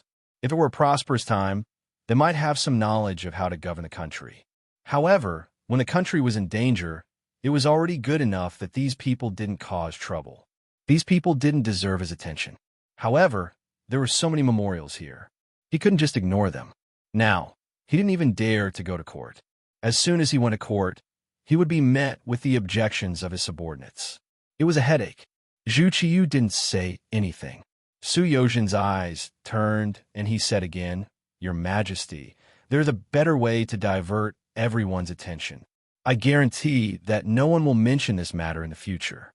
Oh, I knew that Minister Su would have a way. Quickly say it. Zhu Qiyu had been waiting for this result. He immediately asked with a face full of joy. Yes, I believe that it is time to announce the establishment of the Zhu family bank and the matter of the salary being deducted to the world. What? Zhu Qiyu's face was filled with shock when he heard this. Then, he shook his head violently and said, "The coronation has already caused so much chaos. If the matter of the bank is also revealed, won't it be even more chaotic?" It won't. In order to strengthen Zhu Qiyu's heart, Su Yozhen took the initiative to say, "Your Majesty, instead of doing all that you can to suppress the side effects of the coronation, you shouldn't reveal the matter of the bank. Let's see how they deal with it.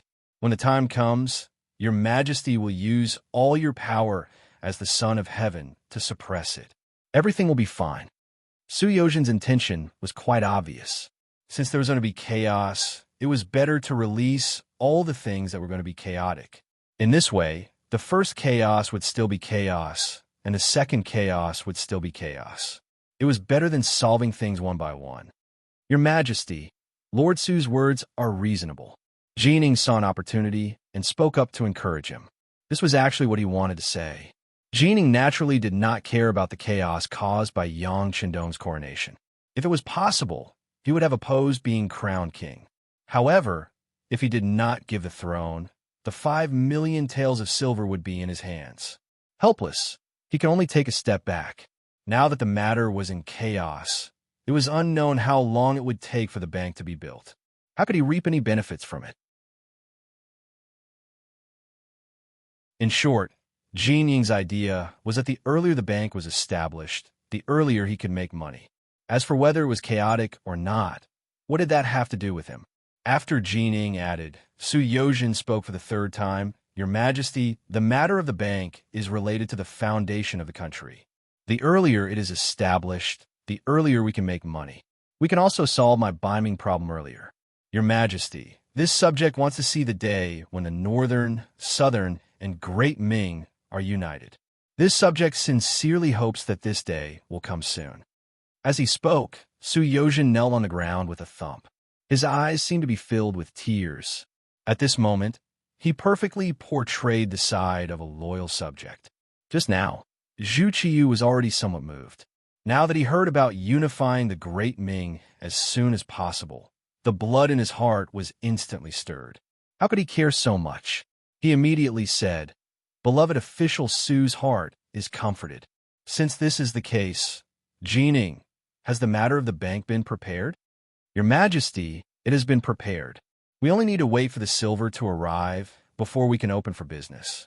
Your Majesty, this subject will go to the Yang family bank after leaving the palace and personally escort the 5 million taels of silver to the Zhu family bank." "All right, Eunuch Jin, I will need you to send the embroidered uniform guards along the way." Su Yozhen struck while the iron was hot. Well said, well said. Please do not worry, official Su." Jin Ying's face immediately bloomed with joy. When Zhu Qiyu heard their one-on-one conversation, it was as if the matter had already been settled. He knew that he had to make a decision. He immediately said, "Since this is the case, we will announce this matter at the morning court tomorrow. We would like to see who will oppose this, and how many of them are loyal to us." "Your Majesty is wise." Su Yozhen and Jining immediately knelt on the ground and shouted, "Long live the Emperor." Su Yozhen's appearance caused the spearhead that should have been directed at Yang Chendong to be directed at the Zhu family bank. When all the officials found out that in the future, 30% of their monthly salary would be deposited in the Zhu family bank and would only be taken out when Biming unified the world, there was an immediate uproar. Yang Chendong was conferred the title of Wunan Wang, and most of them were jealous of him. But they couldn't rule out the possibility that some of the officials were worried that Yang Chendong's influence would grow too big and would eventually destroy the Great Ming's rivers and mountains. Then where would they go? Only then did they submit memorials to the emperor one by one. It was as if they didn't do this, they wouldn't be able to show that they were loyal officials. However, the Zhu family bank was directly related to their interests, This time, there was no need for others to remind them.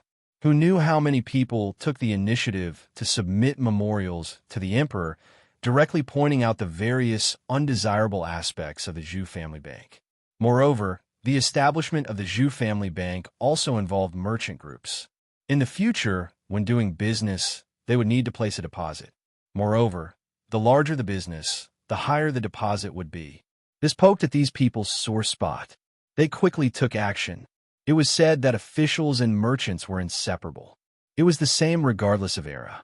Under the instigation of these merchants, even more officials stood up and bitterly pointed out the various faults of the Zhou family bank. Biming's court thus became a pot of porridge. It was likely that it would take several months for the situation to settle down. In contrast, the situation in the grassland became much more harmonious. When the imperial edict of the Duke of Loyalty being promoted to Bugnam of Gojoseon arrived, Taihu and the others left Shiheng's main tent with smiles on their faces. "Marquis, do you want us to chase after them and take them down?" Shiheng was finally safe. The personal guards beside him also jumped out to show their loyalty. Take what? They've already left. Besides, their master is now Bugnam of Gojoseon. How could it be so easy to provoke him? Shiheng shook his head. Then he thought of something important and said, "Quick, send someone to Sambuchuan to take a look. See if the 5-star army has already retreated." The scouts were sent out, and the news quickly came back. As expected, the 5-star army had already retreated. The Xuanfu soldiers were no longer trapped and were already safe. Upon hearing this news, Shiheng immediately wrote a memorial. The general idea was that through his unremitting efforts, the danger of Sambuchuan had been resolved. He was already prepared to bring the army back to the capital. This trip to Shiheng could be said to be full of twists and turns. First, he waited for news near Jiong Pass. Then, he was threatened the moment he left Tulu. From start to finish, he didn't even see the shadow of a single friendly army, but the mission could be considered completed. Of the 200,000 soldiers, only 100 redcoat cannons had been damaged and blown up. There were almost no casualties. They could be considered to have returned without a hitch. In Shajing City, the news that Yang Chendong had been conferred the title of Bugnam of Gojoseon had spread, eliciting a burst of cheers from the soldiers and common people. Other than a few people in the know, the majority of the people didn't know how this trick had happened. How had their 6th young master become a prince of a different surname, personally conferred by the emperor of the Great Ming Dynasty? Although they couldn't figure it out, this was still a good thing, worthy of everyone's celebration. In Shajing City, after sending away group after group of subordinates who had come to congratulate him, Yang Chendong knew that it was time to leave the grassland. This trip had been more than a year, and his daughter Lele probably didn't remember him. In addition, the winter in the grassland was very cold. In contrast, the weather in Qiqian City was warm and pleasant. After leaving Shajing City and leaving everything here to the commander of the new 2nd Army, Yang Chendong brought Tiger's Mane and the others back to the 1st city, where he picked up the 6th Madam Wan Xiaoyu. Then, he left the 1st city with Beta Persei and 1,000 Long Wei and the main force of the 5th Sea Division, and went straight to the Korean province from the Liaodu area. In December 1455, Yang Chendong and his party returned to Qiqian City by ship. Qiqian City Palace. Yang Chendong, who had returned, was covered in dust. He rode the white dragon and went straight to the inner palace. Along the way, everyone he saw knelt on the ground and said, "Long live the king." He acted as if he didn't see all this. His heart was only thinking about his daughter Lele. He hadn't seen her for more than a year, and he missed her very much. In a courtyard in the depths of the palace, Lele, who was already 1 year and 5 months old, could already walk. He hobbled around with his chubby little face and his big eyes blinking, as if everything he saw was new to him. Her mother, Xiao Yin, surrounded Lele with a group of maids, watching her every move. From time to time, they would laugh at her somewhat childish actions. But at some point, the small courtyard suddenly quieted down. The sudden appearance of a man attracted everyone's attention. As if feeling that the atmosphere was not right, little Lele, who was walking happily, also looked back and saw an unfamiliar man wearing a golden battle armor. Seeing such a tall stranger suddenly appear, Lele instinctively cried.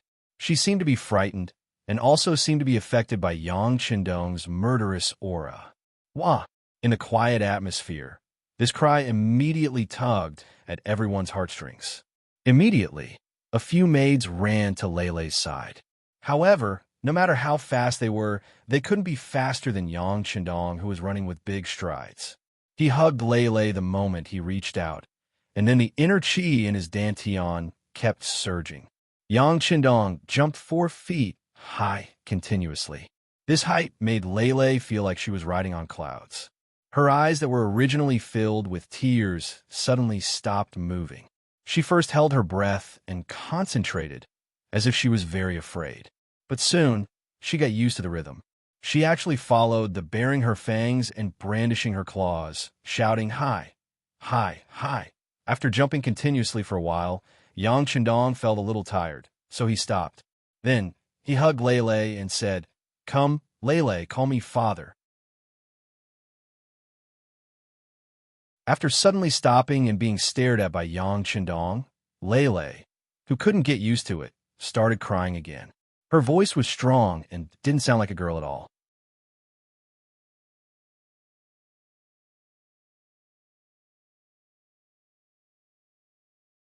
Chapter 1000. Xiao Yin finally walked over from afar. She looked at Yang Qindong with a gentle gaze, but when she saw Lele crying, she couldn't help but take the child into her arms. "Young master, Lele is still young. She hasn't seen you for so long. I'm afraid she has already forgotten about you." "Has she forgotten?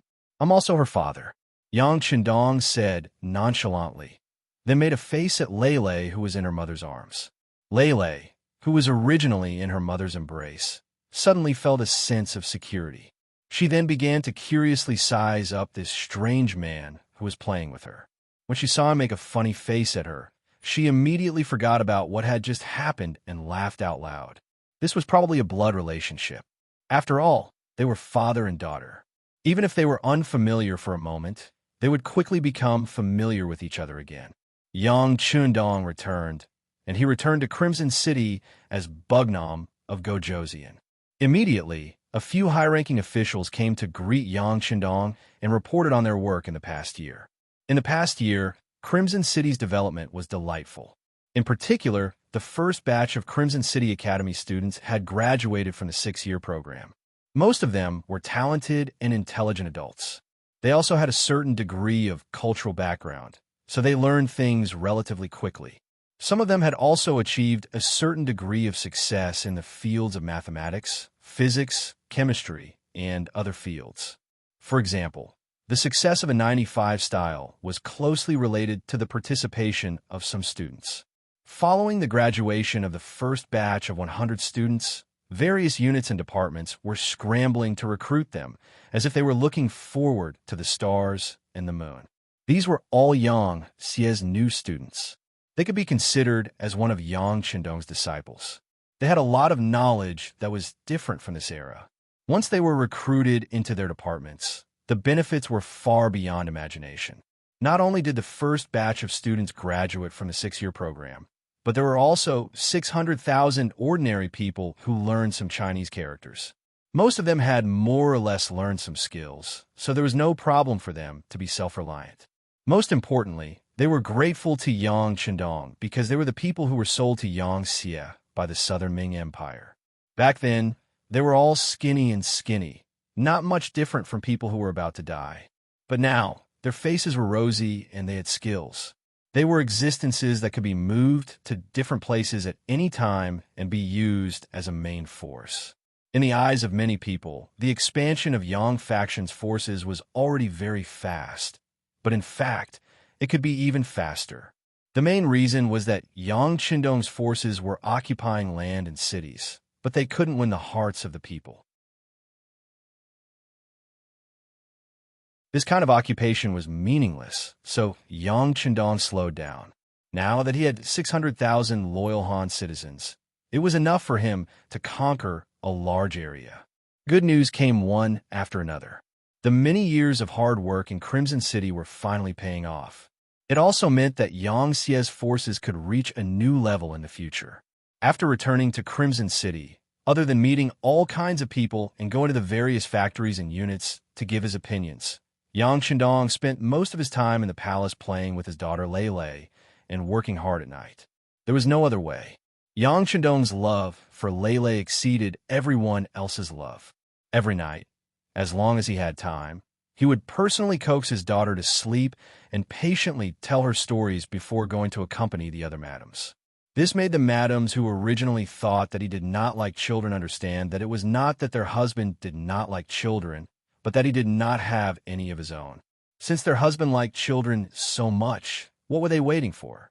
Making use of the time that Yang Chendong spent in Crimson City to celebrate the new year, he was exhausted every night. Fortunately, he never stopped exercising, so his body could still take it. In the blink of an eye, year 1456 arrived. The new year was naturally celebrated in Crimson City's palace. This was also his first new year after becoming the Southern Martial King, so it was naturally very lively. Compared to the liveliness in Crimson City, Southern Ming King Zhu Huidong's days were getting harder and harder. After a year of bitter fighting, he, who did not have any foundation, was gradually losing. Under the pincer attack of Southern Ming King Zhu Qizhen and Shiping King Mu Bin, he had already lost a quarter of his territory. Even so, his forces were still shrinking. If not for the support of the Miao people, he would not have been able to hold on. But even so, with his defeat, without external help, it was only a matter of time before he lost this war. Southern Ming Insects Zhu Qizhen had a good new year. When all the food was bought by the five-star army at a fair price, the pressure on him decreased a lot.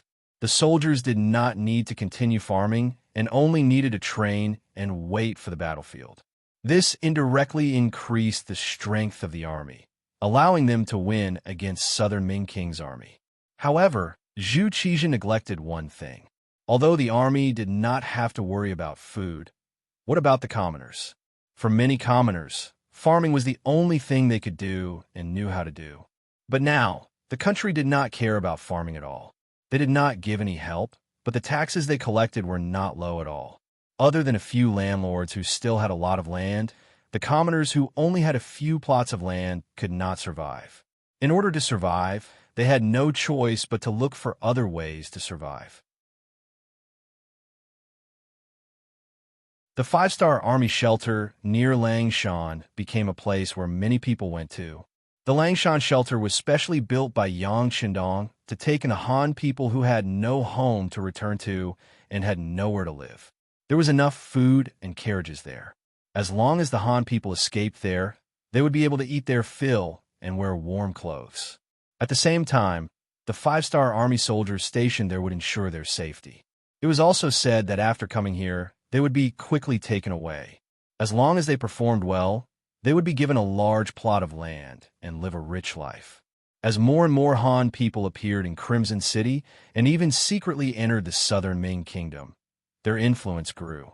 In just a year, the number of citizens in the Southern Ming Kingdom had decreased by more than 1 million.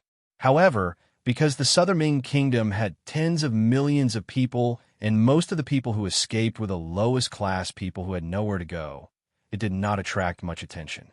Increase our efforts and send people to send large amounts of food to the shelter. In short, as long as there is still a breath left, we must save all the Han people and give them a new life. In the Crimson City Lord's mansion, Yang Chendong and Yu Qian sat opposite each other. When they talked about the Southern Ming Kingdom, King Nan Wu spoke with an unquestionable tone. Regarding Yang Chendong's compassion and love for the people, Yu Qian naturally agreed. However, when he thought about the voices of opposition, he could not help but say, King Nan Wu, if we do this, we will have to pay a lot more money and food. Some people say that it is not worth it to exchange for some illiterate people. T. Yang Chendong directly refuted this statement. The people being illiterate is not their choice. It is the system and environment. How many of the Crimson City people were literate in the past? Since they can learn, why can't others learn? City Lord Yu, If anyone says such words in the future, tell them to talk to me directly. I want to see how many heads they have. Yang Chendong rarely spoke in a reprimanding tone. It could be seen that the position of the Han people in his heart was very high. Such a decision made Yu Qian very happy. He was originally an exception in the great Ming dynasty's officialdom. He was also a person who spoke for the people. Now, there was someone who not only had the same thoughts as him, but also had the qualifications to keep his word. How could he not be happy? However, at the same time, he had a kind of concern. What was the point of having so many Han people? The entire Crimson City and even the entire Ryukyu Island had been developed in the past few years. If there were more people, there would really be no land to plant. Bugnam of Gojoseon, based on the current situation of Ryukyu Island, there is no need for too many people.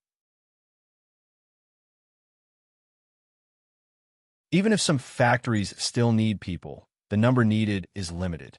The arrival of these people will only increase our burden. As he spoke of the worries in his heart, Yu Qian stared at Yang Chendong. He wanted to see his trump card. This would be a great comfort for him when he did things in the future. To others, Yang Chendong only expressed goodwill towards the Han people, but did not completely expose his ambitions. However, to Yu Qian, a person who is truly loyal to the Han, Yang Chendong did not have any intention of hiding. Firstly, he knew that Yu Qian was tight-lipped. Secondly, his own ideals did not conflict with Yu Qian's, so he would be supported. Thirdly, as the city lord of Crimson City, in fact, Yang Xie was the highest official in charge of the place. He also needed to know his own thoughts. Thus, in front of outsiders, Yang Chendong expressed his own ideals for the first time. City Lord Yu, Crimson City does not need so many Han people, but other places do. For true Han people, we will only think that there are too few, not too many. Bugnam of Gojoseon's meaning is, Yu Qian seemed to understand, but it also seemed like he did not completely understand. The meaning is very simple. Our Yangtze's territory will not be limited to what is in front of you. You can see the land around Great Ming, but there are many places that you cannot see. For example, the Western world where Portugal and Spain are located will be like Laos in the future, becoming our territory. Speaking of this, Yang Chendong's eyes were filled with a trace of hope and passion. As the city lord of Crimson City, developing businesses was also within his jurisdiction. Naturally, Yu Qian was not unfamiliar with Portugal, Spain, and the other Western countries. From what he knew, that place was also very vast. It was just that it was too far away, and he had to cross the sea, so he did not pay too much attention to it. What he did not expect was that Yang Chendong had actually set his sights on that place. Just how ambitious was that? For a moment, Yu Qian was truly shocked.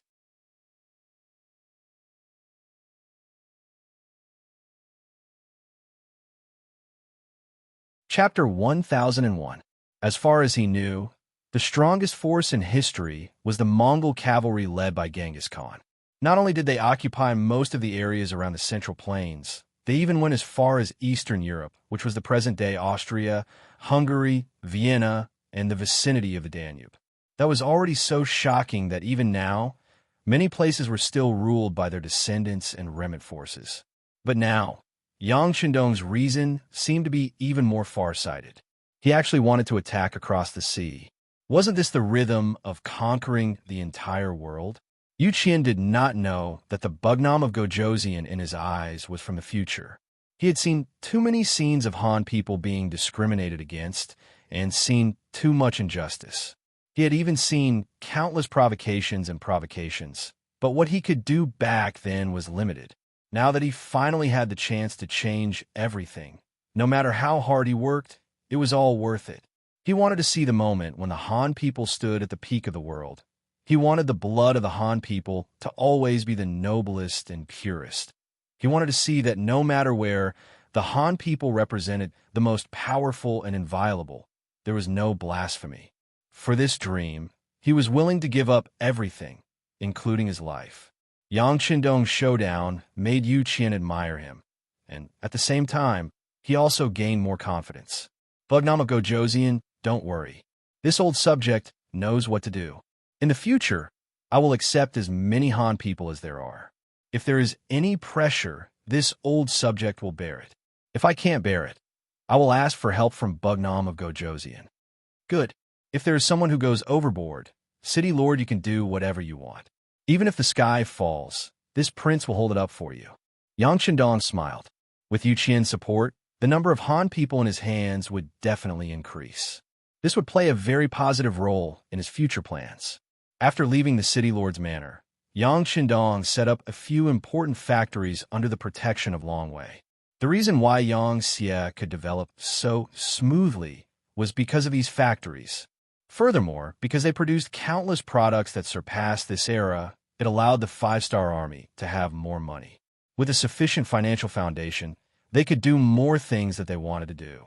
Every time he returned to Crimson City, as long as he had time, Yang Shandong would visit these factories to encourage everyone and also to help them solve some problems. He might not understand all the professional things, but after all, he had the experience of the later generations.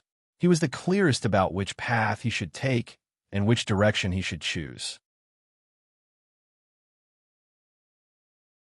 After Yu Qian and Yang Shandong finished their discussion, he waved his brush and took out 1,000,000 taels of silver from the treasury to invest in the Langshan shelter at the border of Southern Ming and Southern Ming. It must be said that in these past few years, there were many different types of products in Crimson City, and they were all extremely novel. The moment they left the island, they would become popular goods and brought about great profits. It was also because of this that he was quite satisfied with his position as City Lord. At the very least, he did not need to worry about money and was incomparably bold when doing things. After receiving the silver, Yu Qian felt that he had not done enough. Thus, he got someone to arrange for him to go to the Han people's preparation camp to take a look. He wanted to understand the situation there and solve the practical problems while also encouraging the Han people. Following Yang Shandong's words, these people would be scattered all over the world as seeds in the future. Now that they were fortunate enough to stay in Crimson City, he wanted to give them warmth and let them feel his care and concern. The Han People Preparation Camp referred to the Han people who came from other places temporarily. No matter what their living conditions were like before, they were treated equally here. At the same time, they had to learn all kinds of skills. For example, the men could learn farming, blacksmithing, fishing, or work in factories. The women could learn weaving, embroidery, or work in factories, and so on. In short, the first person had to learn at least 1 or 2 skills to prepare for a better life outside. Other than that, learning culture was also essential. If anyone performed exceptionally well, they might be able to stay in Crimson City forever. In the end, it was up to everyone to decide. In short, this was a preparation camp. People came from all over, and after recharging, they were arranged to go in all directions. Because people came and went frequently, the Han People Preparation Camp was not only under the jurisdiction of the Ministry of Civil Affairs. At the same time, the Ministry of Public Security also had people stationed here 24 hours a day to prevent unpleasant things from happening. At the same time, it was also to supervise everyone and act as a deterrent. When Yu Qian arrived at the preparation camp, he saw many public security personnel patrolling nearby. As it was close to evening, many people who went out to work had returned, making the place very lively. Although it was called a preparation camp, it was not a simple tent. Instead, it was a proper 2-bedroom or 3-bedroom house built with red bricks and gray tiles. The only difference was that the owner of the place changed frequently. Yu Qian came in plain clothes, which was his usual style. He did not like to be ostentatious wherever he went. Most of the time, he came quietly and left quietly. Some problems were quickly solved. This time was the same. When Yu Qian came, he only brought an assistant and 2 guards arranged by Yang Shandong. They were all from Lung Feng. Arriving early was better than arriving at the right time. When Yu Qian arrived, everyone had finished their work and was having dinner. He took the citizen's identification card from the governor's mansion and arrived at the place without attracting any attention. He saw a family of 5 squatting outside the door and eating dinner. This was a very ordinary family of 5. The parents brought 3 children, 2 boys and 1 girl. Among them, the eldest son was already over 15 years old. He was in the middle of puberty, which was also the time when the people said that the half-grown boy was eating his father dry. When Yu Qian walked to the door of the courtyard, he saw the 15-year-old boy eating all the rice in his bowl. He then turned to the older woman and said, "Mom, I'm still hungry. I still want to eat." "Okay, I can't finish it. Here, take it." As a mother, she would always dote on her son. The middle-aged woman with a benevolent expression placed her leftover bowl of rice in front of her son, causing the young man to chuckle foolishly. This scene represented the harmony and happiness of a family. It was unknown how many people would feel after seeing it, but in Yu Qian's eyes, he frowned slightly.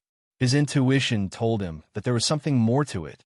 He noticed his father shaking his head gently. It was not an expression that a strange woman would have when she loved her son, but there was a kind of love and helplessness in it. He quietly made a hand gesture. The two guards, including his assistants, stayed outside. He walked into the courtyard with a smile on his face. Then, he took out a box of Dahai cigarettes from his pocket and walked toward the middle-aged man who had just put down his bowl and chopsticks. The sudden arrival of a stranger in the courtyard naturally attracted the attention of the family of five. When they saw that the newcomer was in his 50s and had an amiable expression on his face, the head of the family immediately stood up and rubbed his hands on his pants with a silly smile on his face. Then, he carefully reached out his hand to receive the cigarette. He placed it next to his nose and took a light sniff before saying, "Brother, this is the cigarette that people talk about, right? You know about this?" Yu Qian asked with a smile on his face. "Yes, I know. When I was learning in the factory, I saw someone smoke it. I've only been here for a short time, so I haven't tried it yet." The middle-aged man replied with a sincere smile. "That's right, then try it." Yu Qian still had a smile on his face. He took out a box of Yang family's matches from Crimson City and lit the cigarette for the middle-aged man.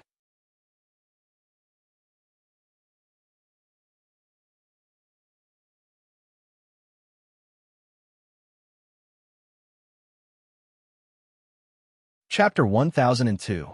After saying this, Chengzhu seemed to feel that he had said too much, so he scratched his head in embarrassment. When Yu Qian heard this, he still had a smile on his face, but he had become a lot more pragmatic. "This shouldn't be. I heard that the matriculation camp's requirement is to provide enough food. How can there be a lack of food?" "Heard?" Chengzhu looked confused. "It's not that I heard, but it's the rule. To be honest, Brother Cheng, I'm actually an investigator. I'm here to see if there's anything you're not satisfied with. I'm here to solve your problems. Just like the lack of food will solve it." Yu Qian knew that he had to give him some solid information, so he spoke as if he was an officer. "That's what I said. Brother, your bearing is different from us commoners." Chengzhu had an as-expected expression. Since he knew the other party's identity, he did not hide it anymore and told him about the lack of food given by the higher-ups. In the end, he added, "Brother, you saw it just now. My son is growing and has a huge appetite. My wife had no choice but to save some food for them. Then again, being able to eat 7 full meals is already very satisfying. This is something I didn't even dare to think about before." When Chengzhu said that he was satisfied, he really did not mean to blame him. In the past, he could not even eat 7 full meals. However, the same words had a completely different meaning in Yu Qian's ears. Yang Chendong had just told him that he wanted the Han people to be rich and to be superior. This was also the reason why he kept conquering new territories and snatching more resources. But now they could not even fill their stomachs. How could they talk about wealth, dignity, and being superior? Yu Qian left. When he left, Chengzhu was still thanking him for the half-pack of cigarettes. Other than the loveliness of the commoners, they did not have high expectations. When someone did them a favor, even if it was just a drop of water, they would still thank them for a long time. After leaving the Han matriculation camp, Yu Qian's expression became completely serious. He looked at his assistant and said, "Send someone to check what's going on with the food problem. Remember, it has to be done in secret. Don't let anyone find out." Yu Qian's worries were not unfounded. Although Chengzhu's eldest son could eat a lot, which led to the lack of food, he did not think that this was a special case. If it was really as Yang Chendong said, and there was enough food, How could such a problem occur? Only 5 days later, the assistant had investigated the matter thoroughly. The city lord's mansion had elite manpower and many information channels. When they had any requests, the Security Bureau and the CIA could mobilize some of them. The city lord's assistant personally came forward and investigated the matter in just 5 days. Then, the report was placed on Yu Qian's desk. When he finished reading it carefully, he immediately slammed the table and cursed. According to the report, the Han preparatory camp did indeed have a problem of illegally withholding food. However, because the amount was not much, only 20% was deducted per person. In addition, the Han people who had just arrived were more honest. Even if some of them did not have enough to eat, they would not tell others. This problem had never been exposed, and no one questioned it. The report also said that the person in charge of this matter was the Vice Minister of Civil Affairs, Yin Xiu, and the Vice Minister of Public Security, Wanan. They had planted a lot of spies in the camp. Once they found out that someone had come to investigate, they would immediately come up with a plan to deal with it. With their men around, it was difficult for the people to even have a chance to speak. This time, if Yu Qian had not used an ordinary person's ID of the preparatory camp and not the special pass issued by the city lord's mansion, he would have attracted the attention of others as soon as he appeared. Then, they would not have been able to find out anything. How long ago was that? Yu Qian sat on the chair, panting heavily. He looked like he was very angry. "My lord, it has only been 2 months. The assistant was afraid of being implicated, so he carefully replied. Hearing that it had only been 2 months, Yu Qian breathed a sigh of relief. Fortunately, this proved that the Han people who had left the matriculation camp before had not been exploited like this. Otherwise, once those people had left and been assigned to different areas, it would have been difficult to make up for it. However, even if it had only been 2 months, Yu Qian could not tolerate the existence of this matter. Although it involved the 2 vice ministers, he still had no intention of backing down or lifting a finger. Since Yang Qindong trusted him so much and gave him the authority of Resin City, he must take his salary and do a good job. Otherwise, he would feel sorry for himself. How about this? Send this document to Bugnam of Gojoseon in the palace.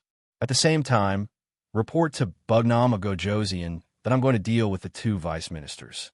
Reporting to Bugnam of Gojoseon instead of reporting to Yu Qian for approval meant that Yu Qian had made a decision to deal with the 2 senior cadres properly instead of just reporting the conflict to Bugnam of Gojoseon. Yu Qian was holding back his anger and wanted to properly deal with these 2 vice chiefs. Although these 2 were promoted to their current positions, and he had also raised his hand to agree, this did not prevent him from punishing these people for their crimes. Since there was a problem, he had to deal with it. Only in this way could he clean up the mess. Otherwise, if a cadre made a mistake, he would not be able to intimidate others. He had already decided to denounce the cadre, and was even prepared to remove him from his post and investigate him. However, what Yu Qian did not expect was that just 3 days later, there was a sudden movement in the palace. A large number of Long Wei were sent out.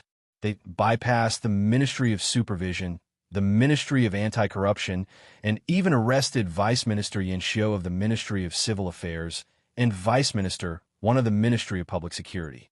Not only that, the head of the Ministry of Civil Affairs, Minister Zhou Hua, was also taken away from his office that afternoon.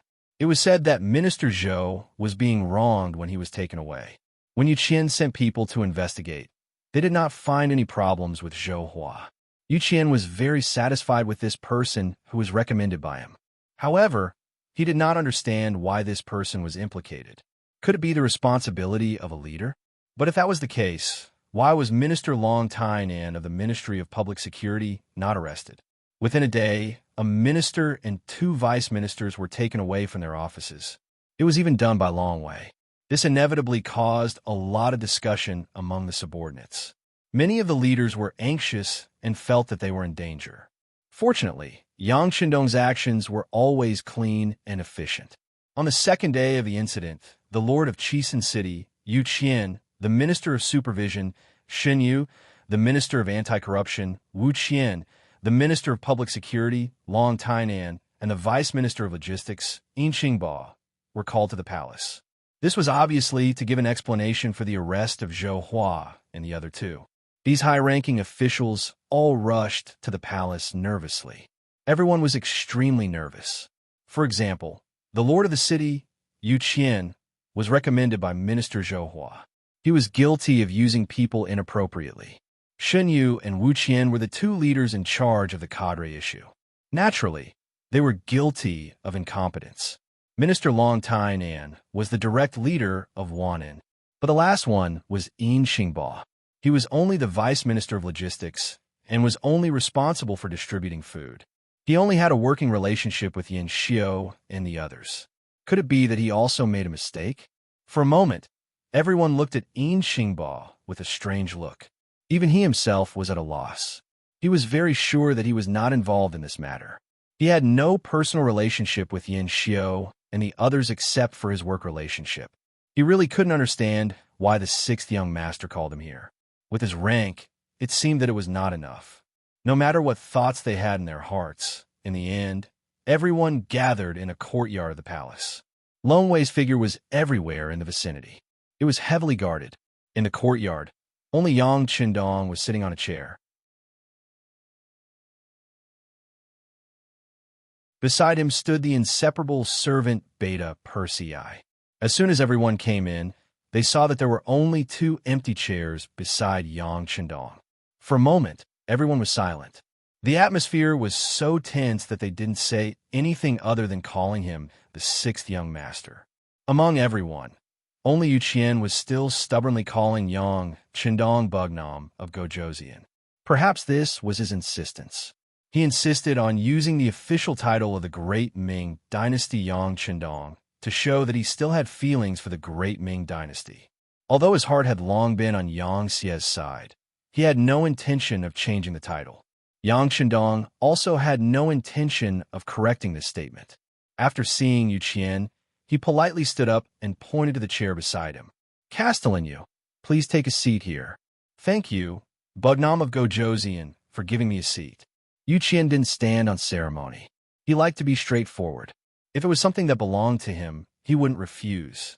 After Yu Qian sat down, Yang Qindong looked at the remaining people. Then, his gaze fell on Xingba. Come, Vice Minister Yin, come and sit down too. He didn't expect Yang Qindong to call out his name. In this environment where he was the lowest in terms of age, seniority, and position, Xingba was a little overwhelmed.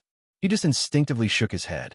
Beta Persei, who was at the side, had already understood.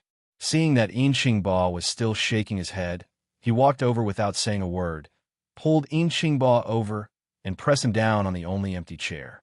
Xingba felt like he was sitting on pins and needles. He tried to get up several times, but Beta Persei's arm was so strong that he couldn't move at all.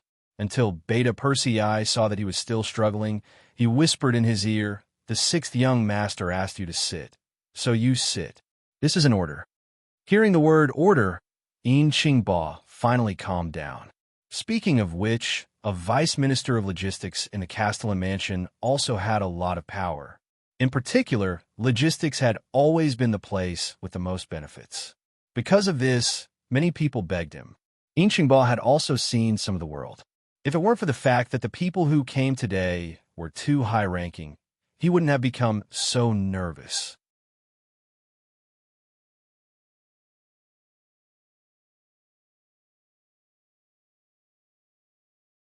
Chapter 1003. Yu Qian and Xingba sat down, and the scene quickly became quiet.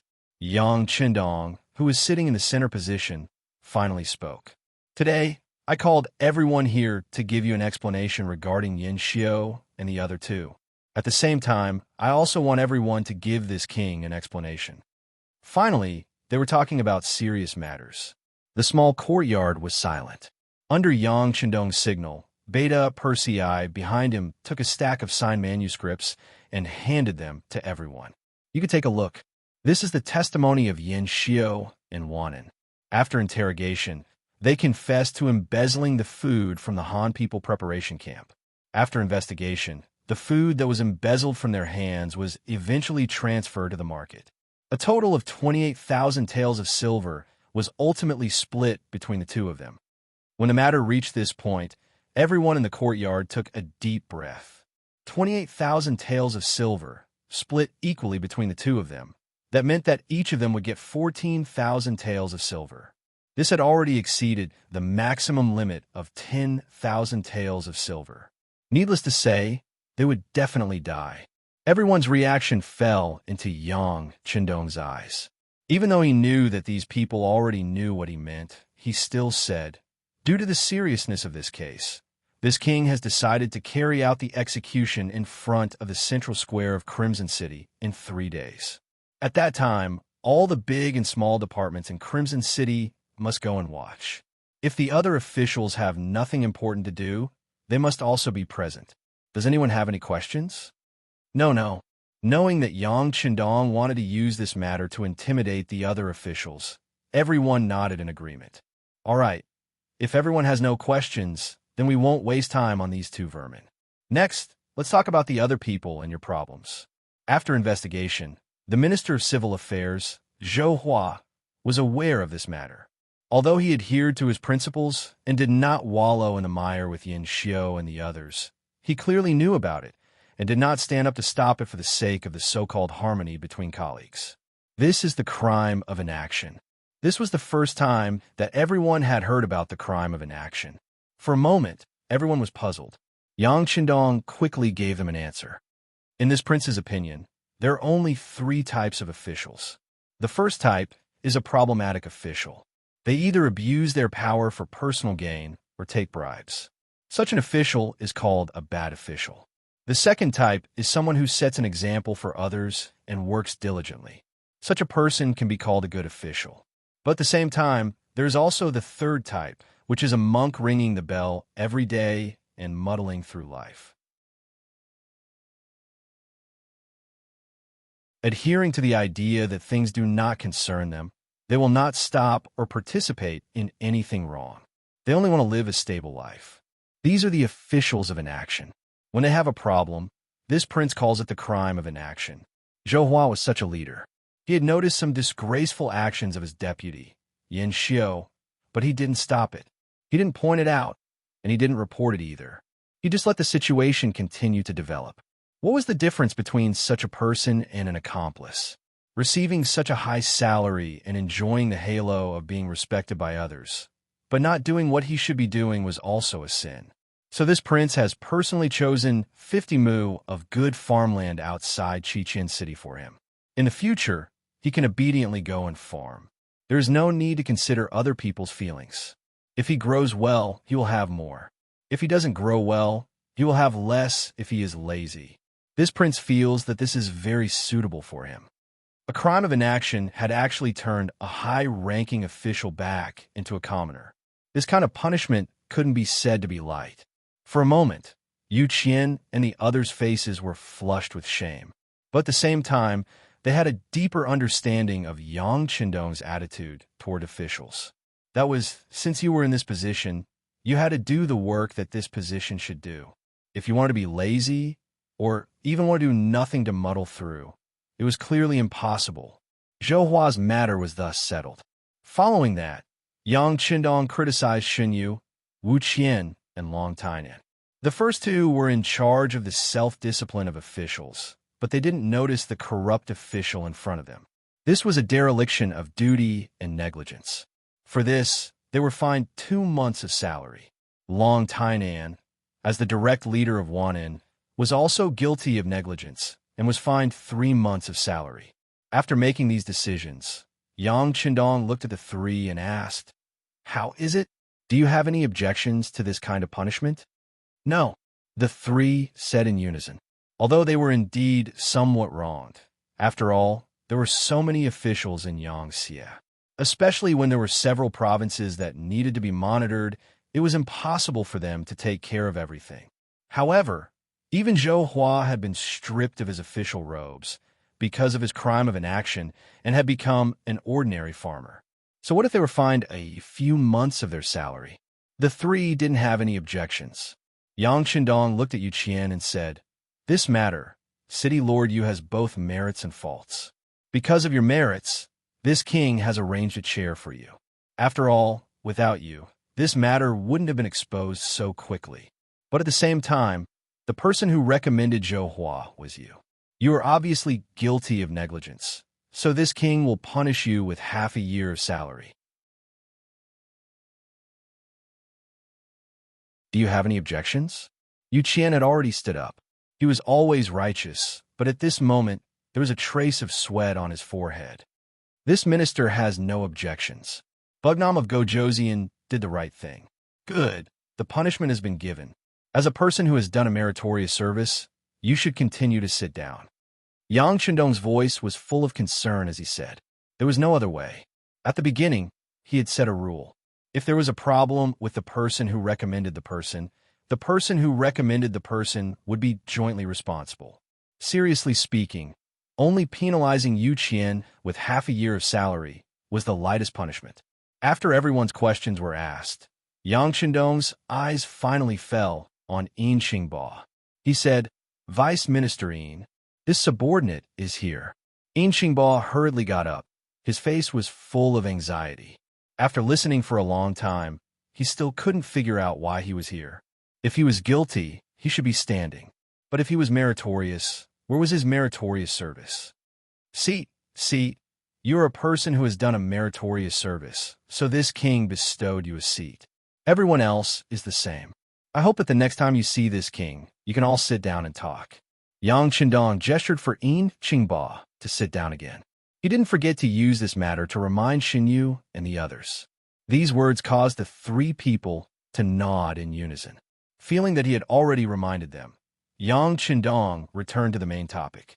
He looked at Yin Xingba and said, the reason why I said that you have done a meritorious service is because a while ago, someone privately came to you to sell food to you, but you bluntly refused. After that, you wanted to find this person, but you didn't have any clues. Is that right? How did the sixth young master know about this? Yin Xingba was stunned by these words. There was indeed such a thing. After all, he was a vice minister in charge of logistics in the City Lord Manor. He was in charge of the issue of food distribution. Because of this, someone wanted to sell food directly to him, but he refused at the time. After that, the more he thought about it, the more he felt that something was wrong. He thought that this matter must involve something, so he wanted to find the person who came to him to find out the truth. But with his power, it was difficult to find that person. He also suffered from no evidence to prove the existence of this matter. He also had no way to report to the Ministry of Supervision and the Ministry of Anti-Corruption. In the end, he could only not find out. But he really couldn't understand how Yang Chendong knew about this matter. Facing the confused Yin Xingba, Yang Chendong quickly gave him an answer. You don't have to think too much about it. The person who came to you was sent by Wan and a vice minister of the Ministry of Public Security.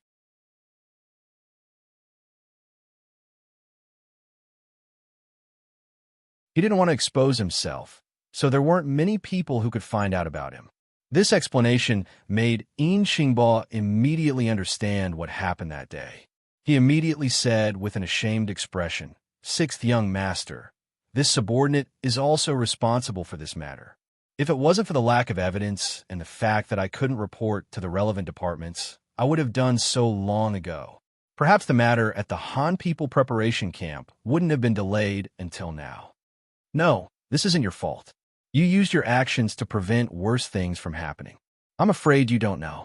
Originally, Yin Xiao and Wan were prepared to keep more food, but because they couldn't find a suitable place to sell it, they could only sell it in small quantities in the city. That's why they only kept 20%. From this, it can be seen that you're already a person of merit. This king also sent people to investigate. When you were the vice minister of logistics in the City Lord Manor, you did everything by yourself and were a righteous person. Yes, as a reward, you could be the minister of the Ministry of Civil Affairs. Directly promoting a vice minister of logistics in the City Lord Manor to a minister was not as simple as being promoted by 3 ranks. This decision also stunned everyone. This was because everyone knew that there were 3 vice ministers in the Ministry of Civil Affairs who were quite capable. They were also righteous in their work.